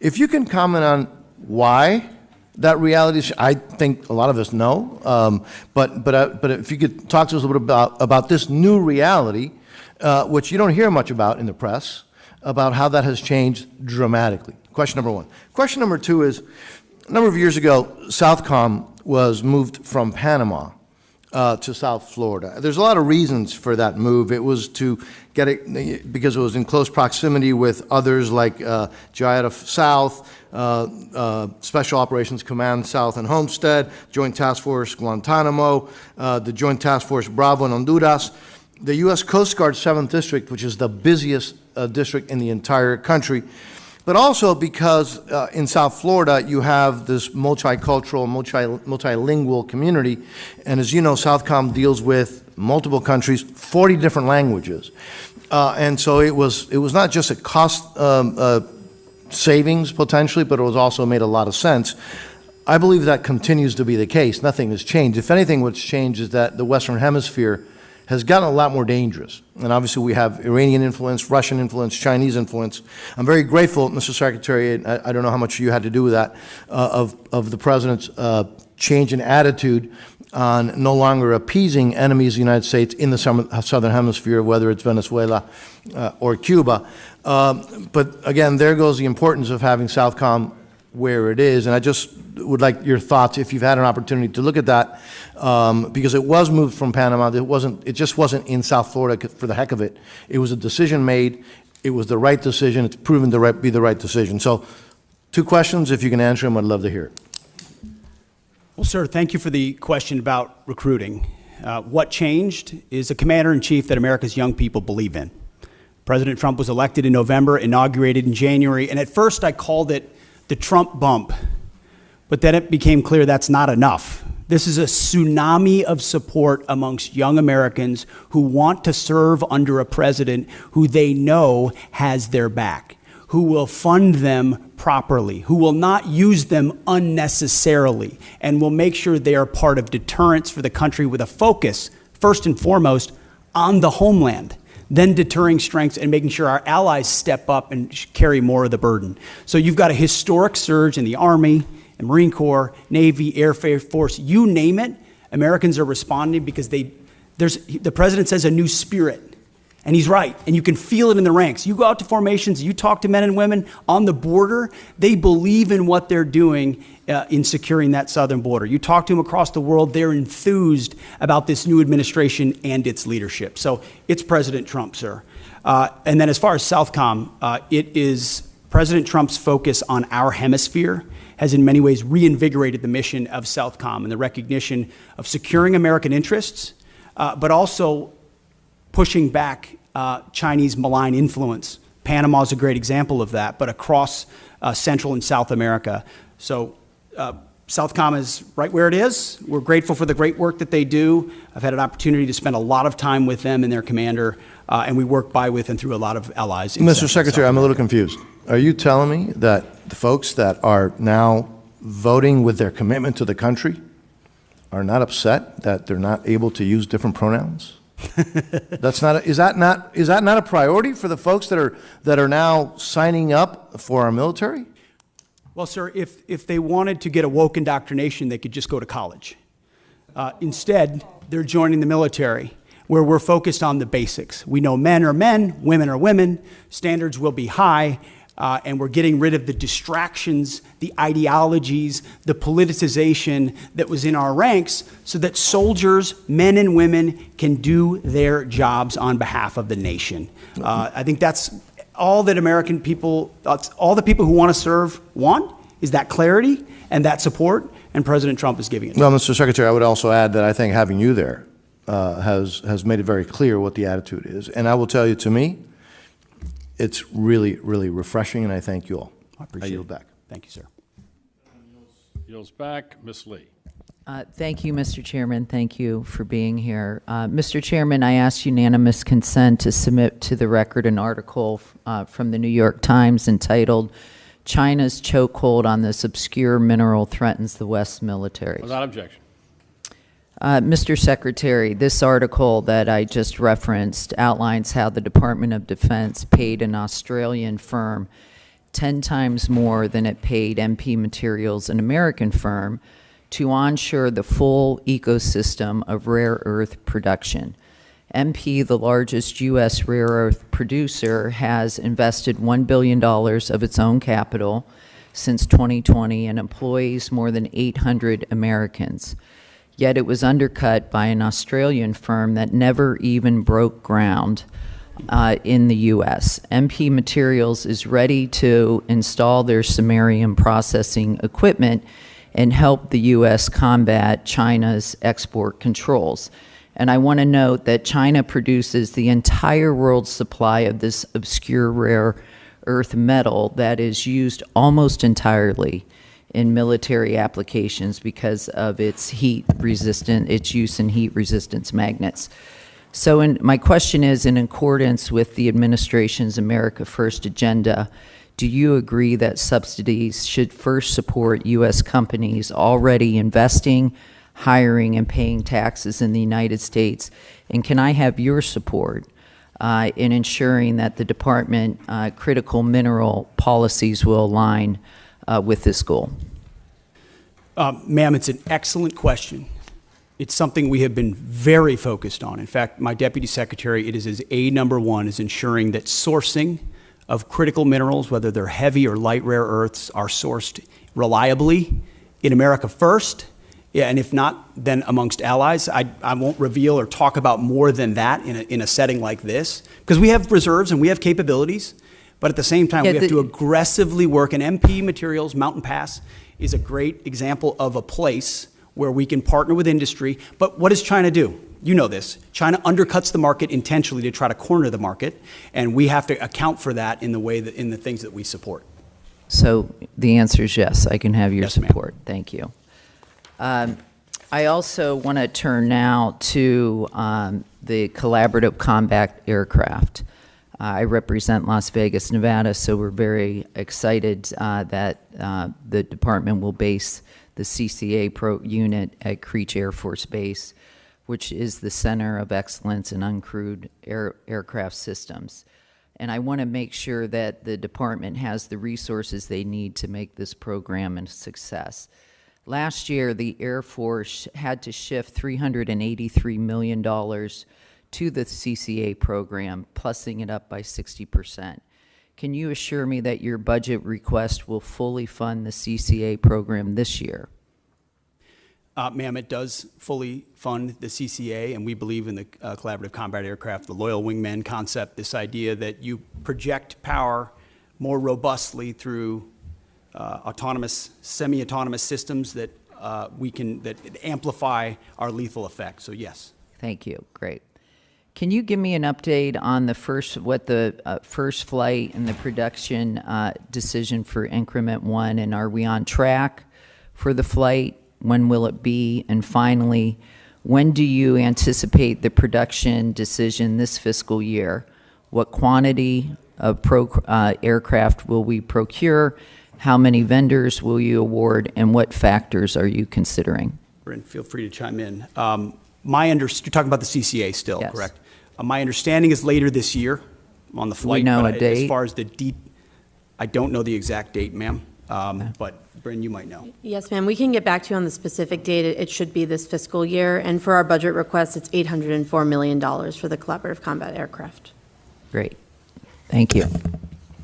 How much time do I have left? I'll just, also, can you then outline what is planned for increment 2? What type of capabilities can we expect, and what timeline in critical milestones? We'll get back to you on that one, ma'am. Okay, thank you. With that, I yield. Thank you, gentlelady. And I'd just like to point out that Mountain Pass is in San Bernardino County, California. So one of the only critical mineral mines only left in the United States. Hopefully that'll change soon. Mr. Joyce. Nope. Mr. Elzey. Thank you, Mr. Chairman. Sergeant Major Troy Black,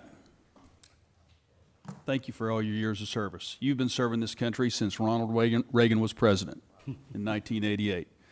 You leave behind a distinguished career in uniform, wearing that uniform, service to your country. You have served as the senior enlisted advisor to the Commandant of the Marine Corps and now to the Chairman of the Joint Chiefs. And I think, but what will be most missed, if you didn't know this about him, in 2010, he received the Bronze Star with a Combat V for running across several hundred yards of mine-in-placed fields to pick up a fallen Marine. You're a Marine's Marine. You will be missed. You are the pride of Louisville, Kentucky. And I'd like to say, on behalf of this committee and our nation, we're grateful, and fair winds and following seas.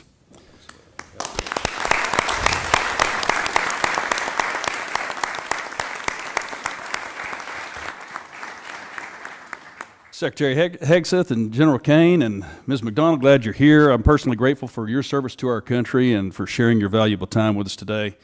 Bring a non-traditional perspective to your tenure as chairman, having been a guardsman and an entrepreneur. Thank you for saying yes once again when called to serve, and also Distinguished Flying Cross and 2 Bronze Stars. You didn't get that by sitting behind a desk. You were a fighter pilot's fighter pilot. You helped the plan to bring down Scuds in 2003. So thank you for your service. And Mr. Secretary, I want to salute you for your leadership and action-oriented approach at the Pentagon. You've created a sense of urgency that General Caine refers to in his testimony, and back to the issue of what we're not talking about today, and it's recruitment. Because in this family business, all volunteer force of ours, parents and their children who want to serve our country are now no longer afraid to sign up for fear of them being misused or not having their merit being rewarded appropriately. So thank you. You've also highlighted our service academies in that effort. Mr. Womack and I both serve on the boards of visitors at West Point and the Naval Academy, so thank you. I also appreciate your guidance on using commercial solutions in acquisition and on reducing the inflation that we have seen in the numbers of flag and general officers. And I think we can make the Pentagon a triangle pretty quick. There are more Navy admirals in the various systems commands than there are in the fleet. That's too many flags in D.C. and not enough at the waterfront or on the flight line. But speaking of acquisition, I want to turn to the plans of a 6th-generation fighter. General Caine, in his prepared statement, states that the F-47 will continue to ensure U.S. air dominance for decades. I'm a fervent supporter of not only F-47, but whatever the FAXX is going to turn out to be. And I want to make that clear to everyone listening. Our Navy, our Joint Force, and our future combatant commanders need the Navy's 6th-generation fighter, the FAXX. Relying only on the Air Force's 6th-generation fighter does not solve our air superiority challenge, because whether they're coming from Guam or Diego Garcia, the DIMPs are already set and the missiles are already guided. It's a non-moving target. An aircraft carrier moves its DIMP every 30 seconds. So we can't do either of those with only the Air Force's plan by. So we either want to win or we don't, and I know we want to win. We have to do it with the FAXX. And a 3-year delay is a de facto cancellation and a win for China, and they are watching. And don't take my word for it. They're conducting unrestricted warfare against us right now. And if you read the 36 guidelines from the 6th century, and they talk about how do you defeat an enemy, or Sun Tzu, you defeat them at home with fentanyl by taking out our military members before they can even join, 70,000 a year. They are being successful in how they're doing unrestricted warfare, and that's exactly what they're conducting. They're also showing us their 6th-generation aircraft right now, and there's at least 3 that we know they're working on. We can't give the field to them and say 5th generation is okay for the Navy, but it's not for the Air Force. We must have both. So several well-informed, well-respected leaders shared with us the importance of having both the Air Force and the Navy 6th-generation fighters, Admiral Paparo, General Alvin, and Admiral Kilby, acting CNO. I'm not going to put you all on the spot, but I just want to make it clear. If you'd like to address it, you may. I'm just putting it that it's that important to me. So what troubles me about the Pentagon needing to be a triangle now is that one of my favorite movies is Office Space. Remember Milton? Milton down there with the swing line. We're not really sure what he did, but he sure made a lot of trouble for everybody. I think we have a lot of Miltons in the systems commands and down there in the Pentagon, maybe at Cape, who are telling you that we can't do something when we absolutely can. They need to go. So let's get rid of the Milton. Let's invest in this generational investment. I'd like to thank Chairman Calvert,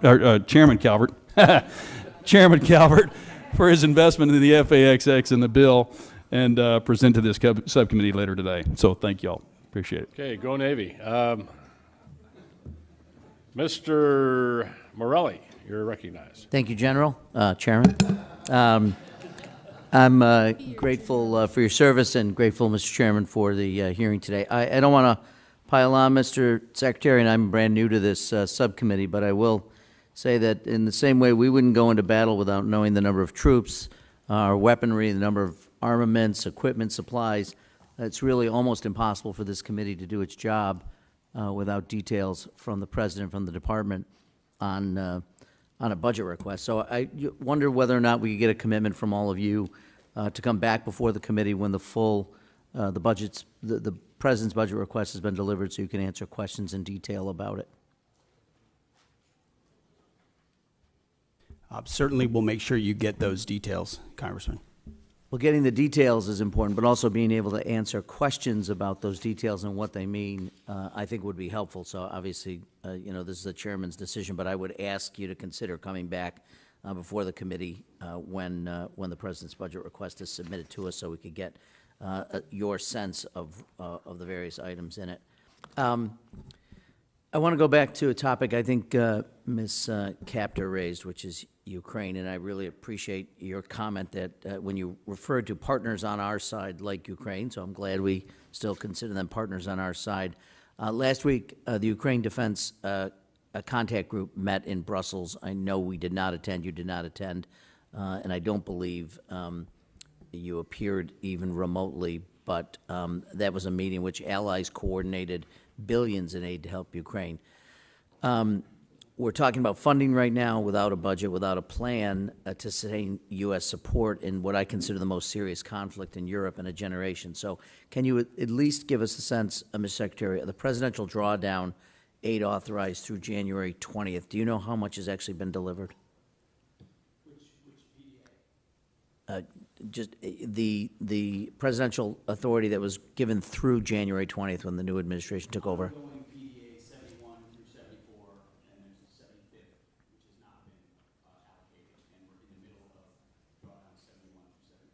Okay, and do you have a sense of the how much has actually been delivered? I don't know the exact amount that has been delivered, but we're actively monitoring it as well as the lifespan of certain munitions, what munitions remain critical for us, critical for them, critical for allies like Israel. We're paying very close attention to that. Okay, and you can give us a detailed, thank you. Do you know whether the department or the president is prepared to ask for funding for the Ukraine Security Assistance Initiative, and at what level? It is a reduction in this budget. As you know, this administration takes a very different view of that conflict. We believe a negotiated peaceful settlement is in the best interest of both parties and our nation's interests, especially with all the competing interests around the globe. I don't think the word victory has been well defined or the path to it. And as a result, a path to peace that stops the killing and the carnage is something that President Trump is very invested in. Well, look, I would certainly, I think I would define victory as making sure incursions, illegal incursions by the Russian Federation into Ukraine, which is a sovereign nation, would be a victory, but I'll leave that aside. I want to just touch briefly on, with the limited time I have, the President has announced $175 billion Golden Dome. It's been talked about. I know that what has been talked about, we understand that reconciliation includes a $25 billion down payment. We haven't really received much in clarity on the specifics. Can you tell me what the $25 billion will be used for? Excuse me. There are many specifics that are not fitting for this setting. We're happy to get you at the appropriate level the specifics you request.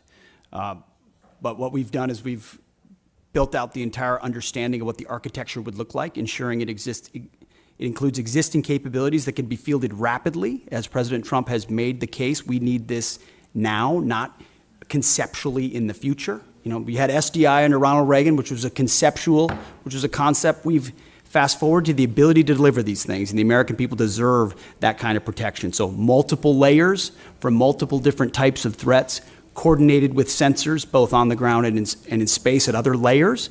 And we've got one of our best Space Force generals fully focused on that project in General Gutlein, who has a background in understanding those types of architectures. So we've pulled the program up to the Office of Secretary of Defense to make sure it's monitored on a monthly basis. Can you tell us what the appropriations request will be for Golden Dome in the 26 fiscal year?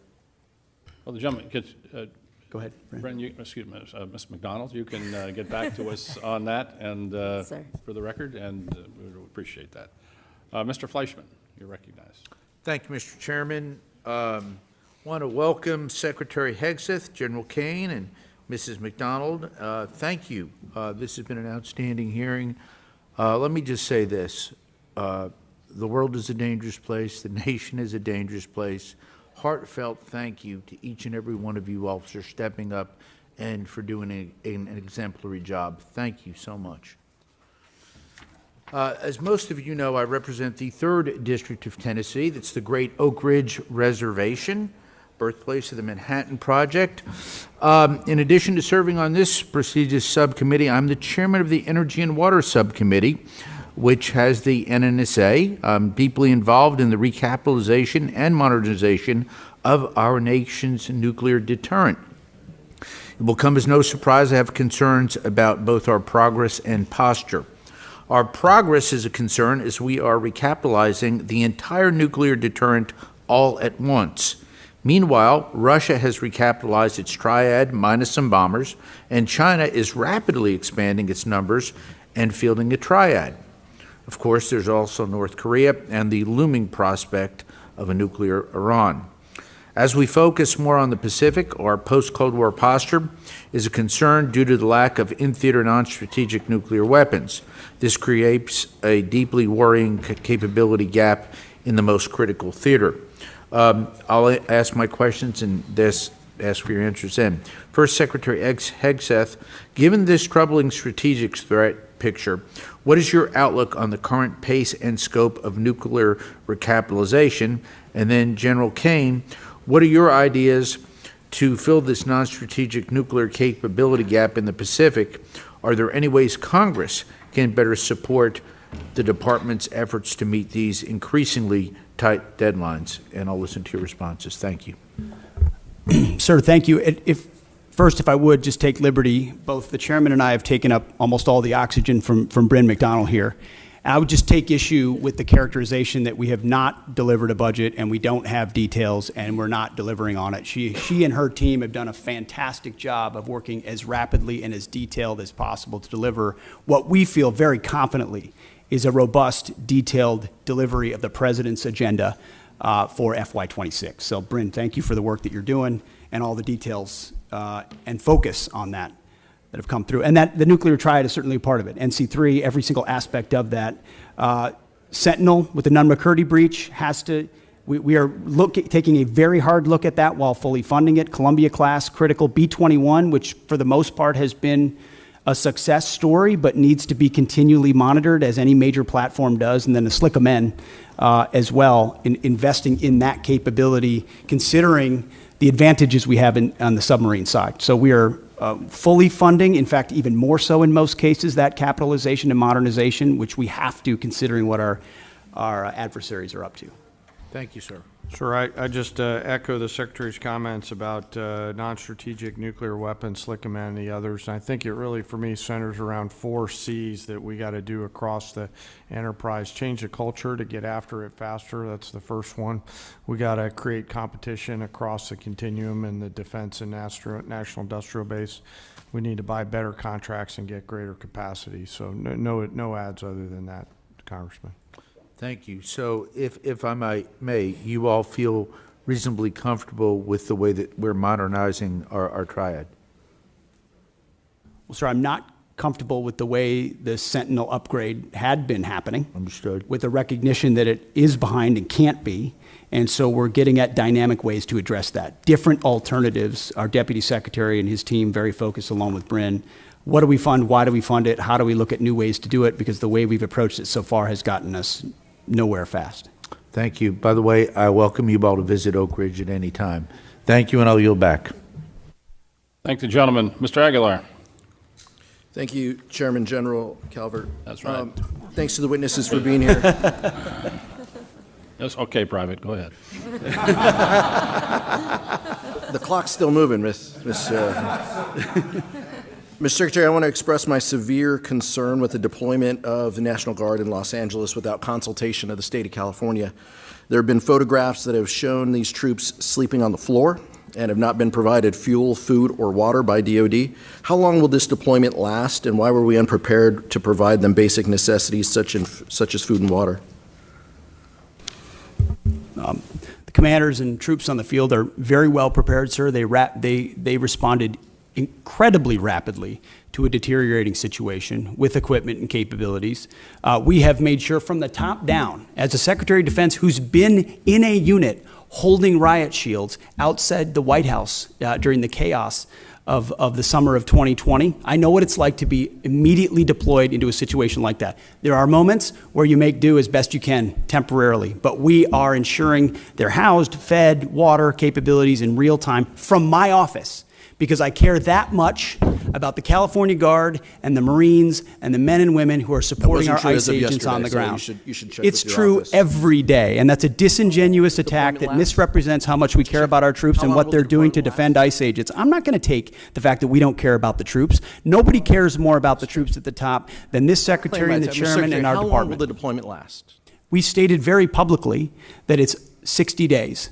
Because we want to ensure that those rioters, looters, and thugs on the other side assaulting our police officers know that we're not going anywhere. We're here to maintain the peace on behalf of law enforcement officers in Los Angeles, which Gavin Newsom won't do. What is the estimated cost of the deployment for the Guard and the Marines to L.A., and where's this funding coming from? Will it be coming from quality of life programs that affect our service members or our families? If you want to wait till I finish before I hand it to such as updates, housing, and barracks. Before I hand it to Bryn, the insinuation that we're pulling money from housing and barracks in order to fund this is disingenuous and incorrect. I'm just asking. Bryn can give you the numbers, absolutely. So the current estimated cost is $134 million, which is largely just TDY costs, travel, housing, food, et cetera.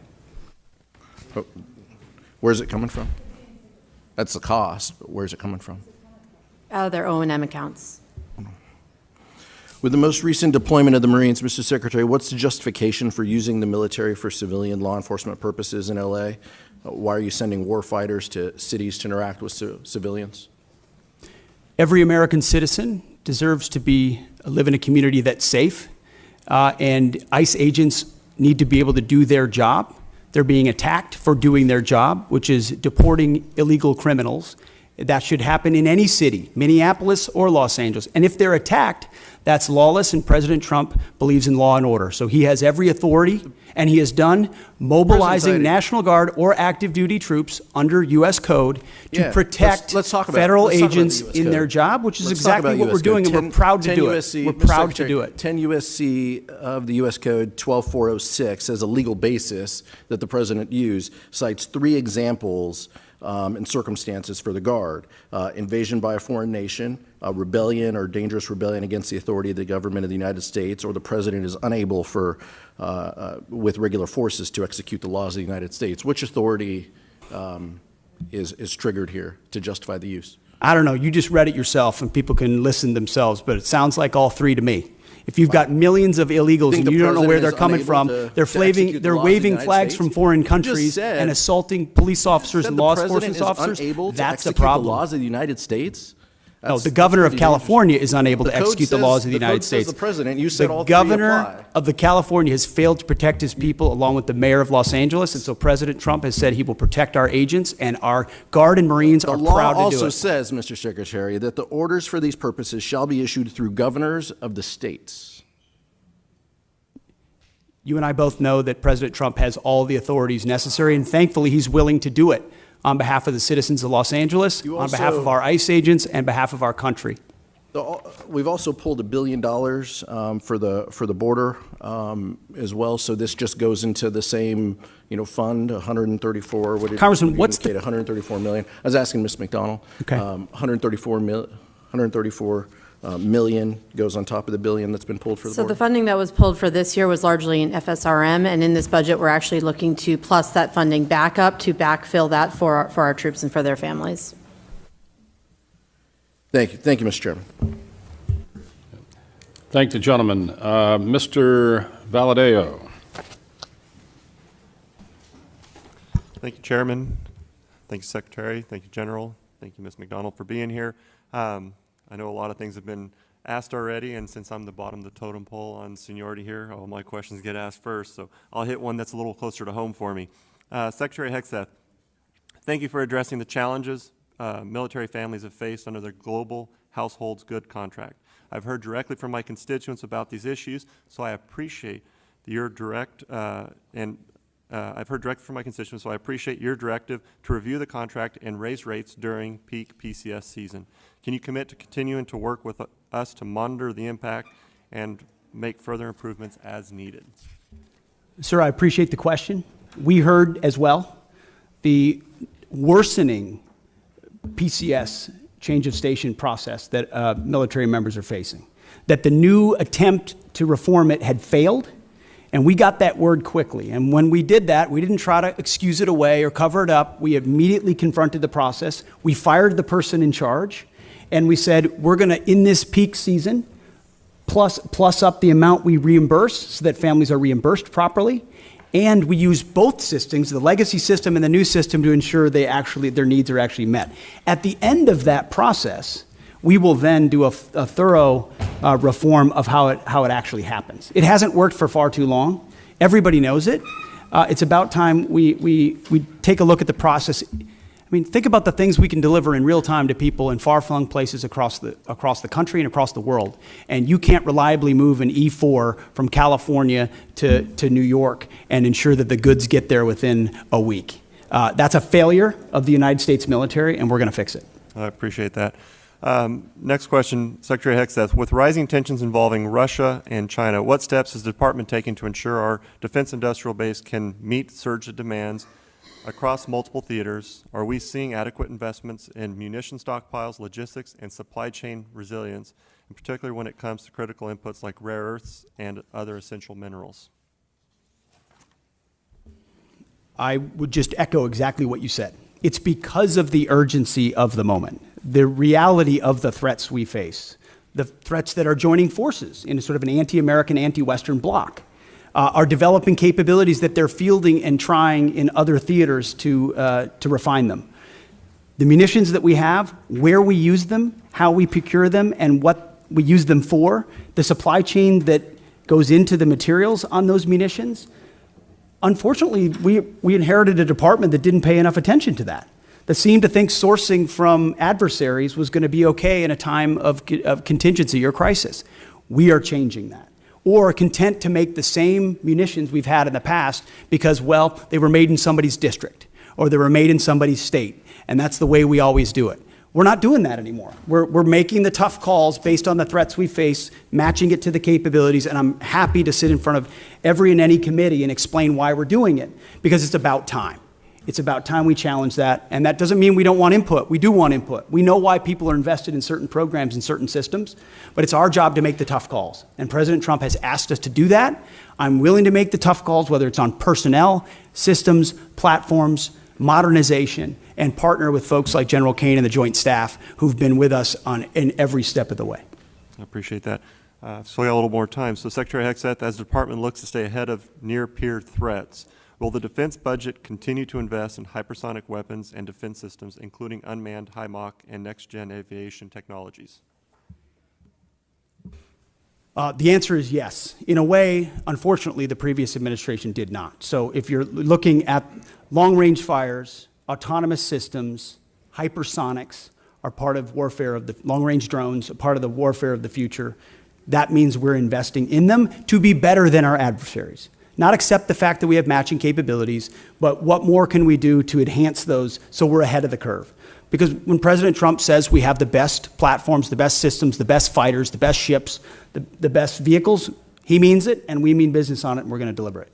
All right, thank you. And I've got 30 seconds. So General Caine, if Congress had $1 extra to invest today most effectively to strengthen our deterrence posture against China, Russia, and threats in the Middle East, where should it go? 20 seconds. Wow, I'm gonna take 19 of those, Congressman. Probably in munitions.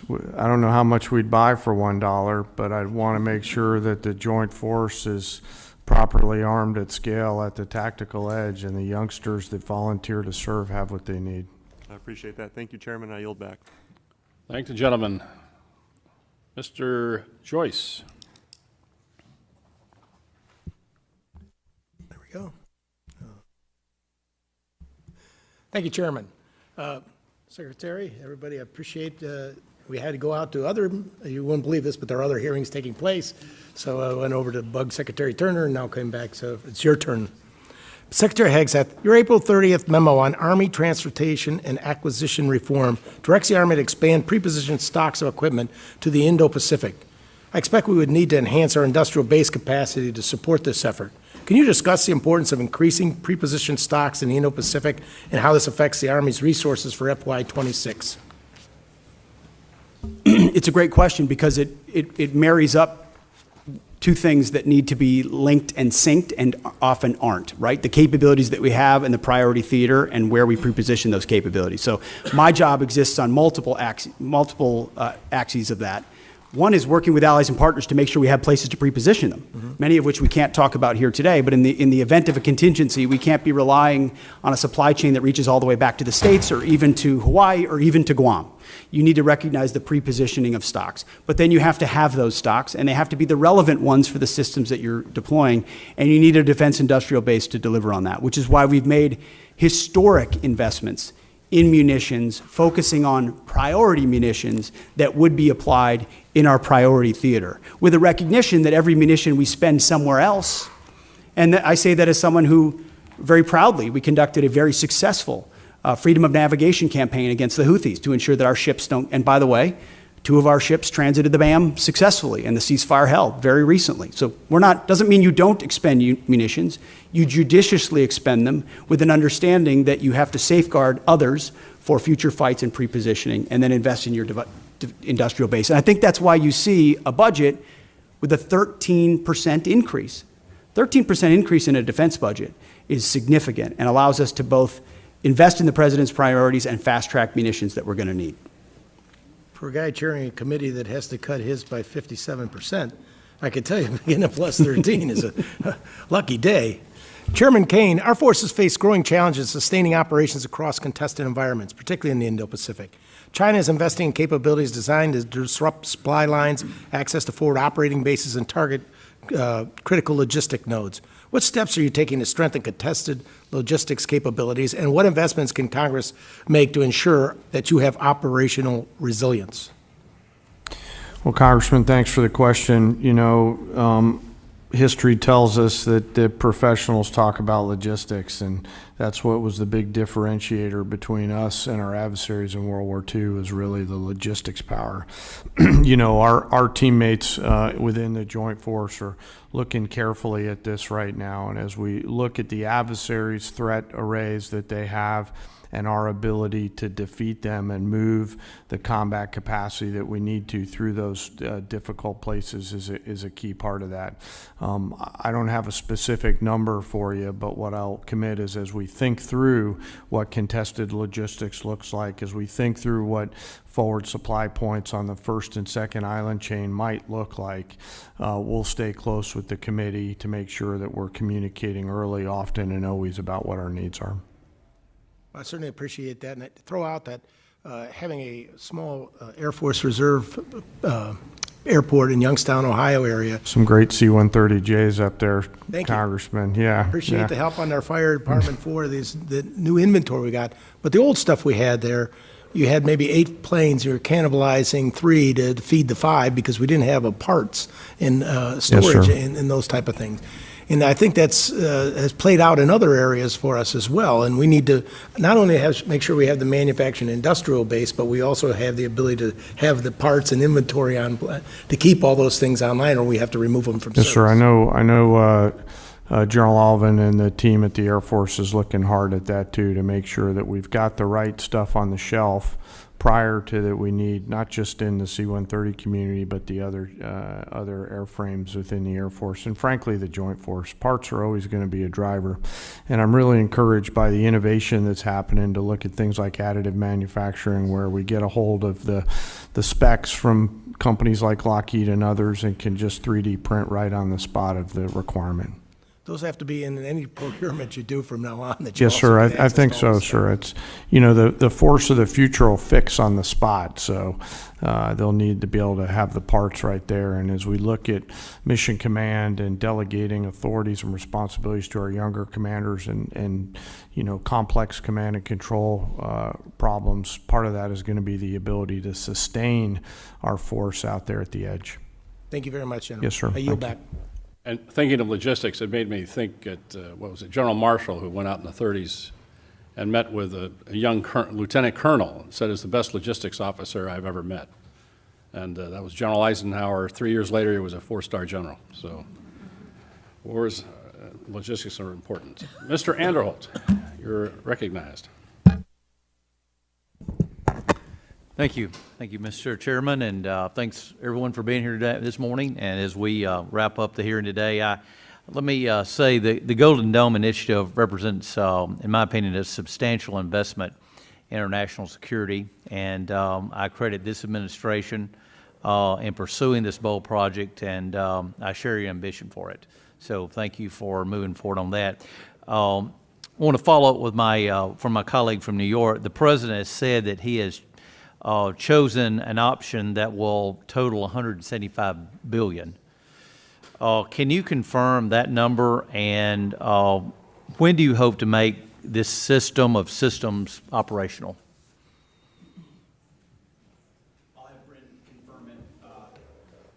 I'll have Bryn confirm it, but our belief is that 175 is the totality, that this is the initial investment, but that a lot of the investment will eventually be in systems, some of which are already in production. We'll need to ramp up the production of them because the President has charged us with having this mission capable by the end of his term. So this is not something that's futuristic. This is not something that will happen in some distant future based on some technology we don't yet have or can't field. Our approach to Golden Dome will be making sure we can procure existing layers that can talk to each other with new layers on top, because this is a layered system, as was mentioned, to include drones as well in partnership with the services. So can you confirm that, Bryn? Yes, sir. Nothing to add. That's all accurate. And we're still planning towards what the final number is, but the $24.8 billion we're requesting this year is that down payment on the near-term capabilities that we're looking at as part of the architecture. Okay, thank you. Let me switch over, and I'd like to get your thoughts on AUKUS partnership. Not merely as a cornerstone for our Indo-Pacific defense strategy, but also as an opportunity for our defense industrial base. In fact, we've heard from a lot of Australian and UK businesses who are ready, willing, and able to move production to the U.S. given the new regulatory framework under Pillar 2. Britain and Australia set the standard for defense cooperation, bringing real capability and firepower to the fight. Can you preview how this administration intends to fund Pillar 2 efforts to develop and field joint capabilities between all three partners? It's a great question, sir. I've spent a great deal of time with both Minister of Defense Marles from Australia, as well as Secretary of Defense Healy from the UK, to really get our arms around what would be mutually beneficial in this trilateral arrangement. So there's the recognition with Australia in Pillar 1 that they're investing in our defense industrial base. We want to provide them capabilities. We want to make sure those capabilities are part of how they use them with submarines, but also how they integrate with us as allies. In Pillar 2, we don't want to rely just on the architecture of the previous administration. We're looking at sort of the opportunity for a signature program or programs we can work on together that benefit all three, that create processes or procurement opportunities of systems we need for future fights. And we've had, in fact, as recently as last week, I spoke with Secretary Healy about that, and we're looking for those one or two signature programs. We've got a menu of options. We're at the point where we'll get to right-sizing it and determining it. And you feel at this point that things are on track, and you're... That's what we're monitoring, especially in Pillar 1, sir, to make sure that expectations are properly set so that we're not missing deadlines or expectations are shifted in the wrong direction. So we're having honest conversations with our allies like we should, with a recognition that by investing in each other in that defense industrial base, we can have a multiplying effect. Thank you. I yield back. Thanks, gentlemen. Ms. McCollum, any closing statement? Yes, thank you, Mr. Chair. So to Mr. Aguilar's question, and Ms. McDonald, you were helping to fill in the blanks. The money's coming from FSRM, and that's about a 25% cut to that budget to fill on what's happening on the border and now what's happening in Los Angeles. If you could get us the details of what's not going to happen in that account because of that, that would be fabulous. We might want to look and see if we prioritize things in next year's budget to make sure that they're covered. Mr. Secretary, the top line on the budget before us is $830 billion.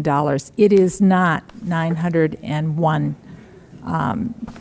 billion. It's just not. That's the number we have to work with. You can talk about an increase. You've got a lot of things baked in. Hopefully that goes in reconciliation, $6 billion for revitalizing shipyards, 3.5 for F-47s, 25 for Golden Dome, but that's all in reconciliation. And we can't include that in any of our planning. And that's why we are so concerned about getting the money outbreaks in front of this committee. And I'll give you an example. The Navy, their J-books, where they break everything down, I know you're really familiar with them. We had 30 of them in front of us when we were getting ready to do our appropriation last time. We have 0 in front of us this time.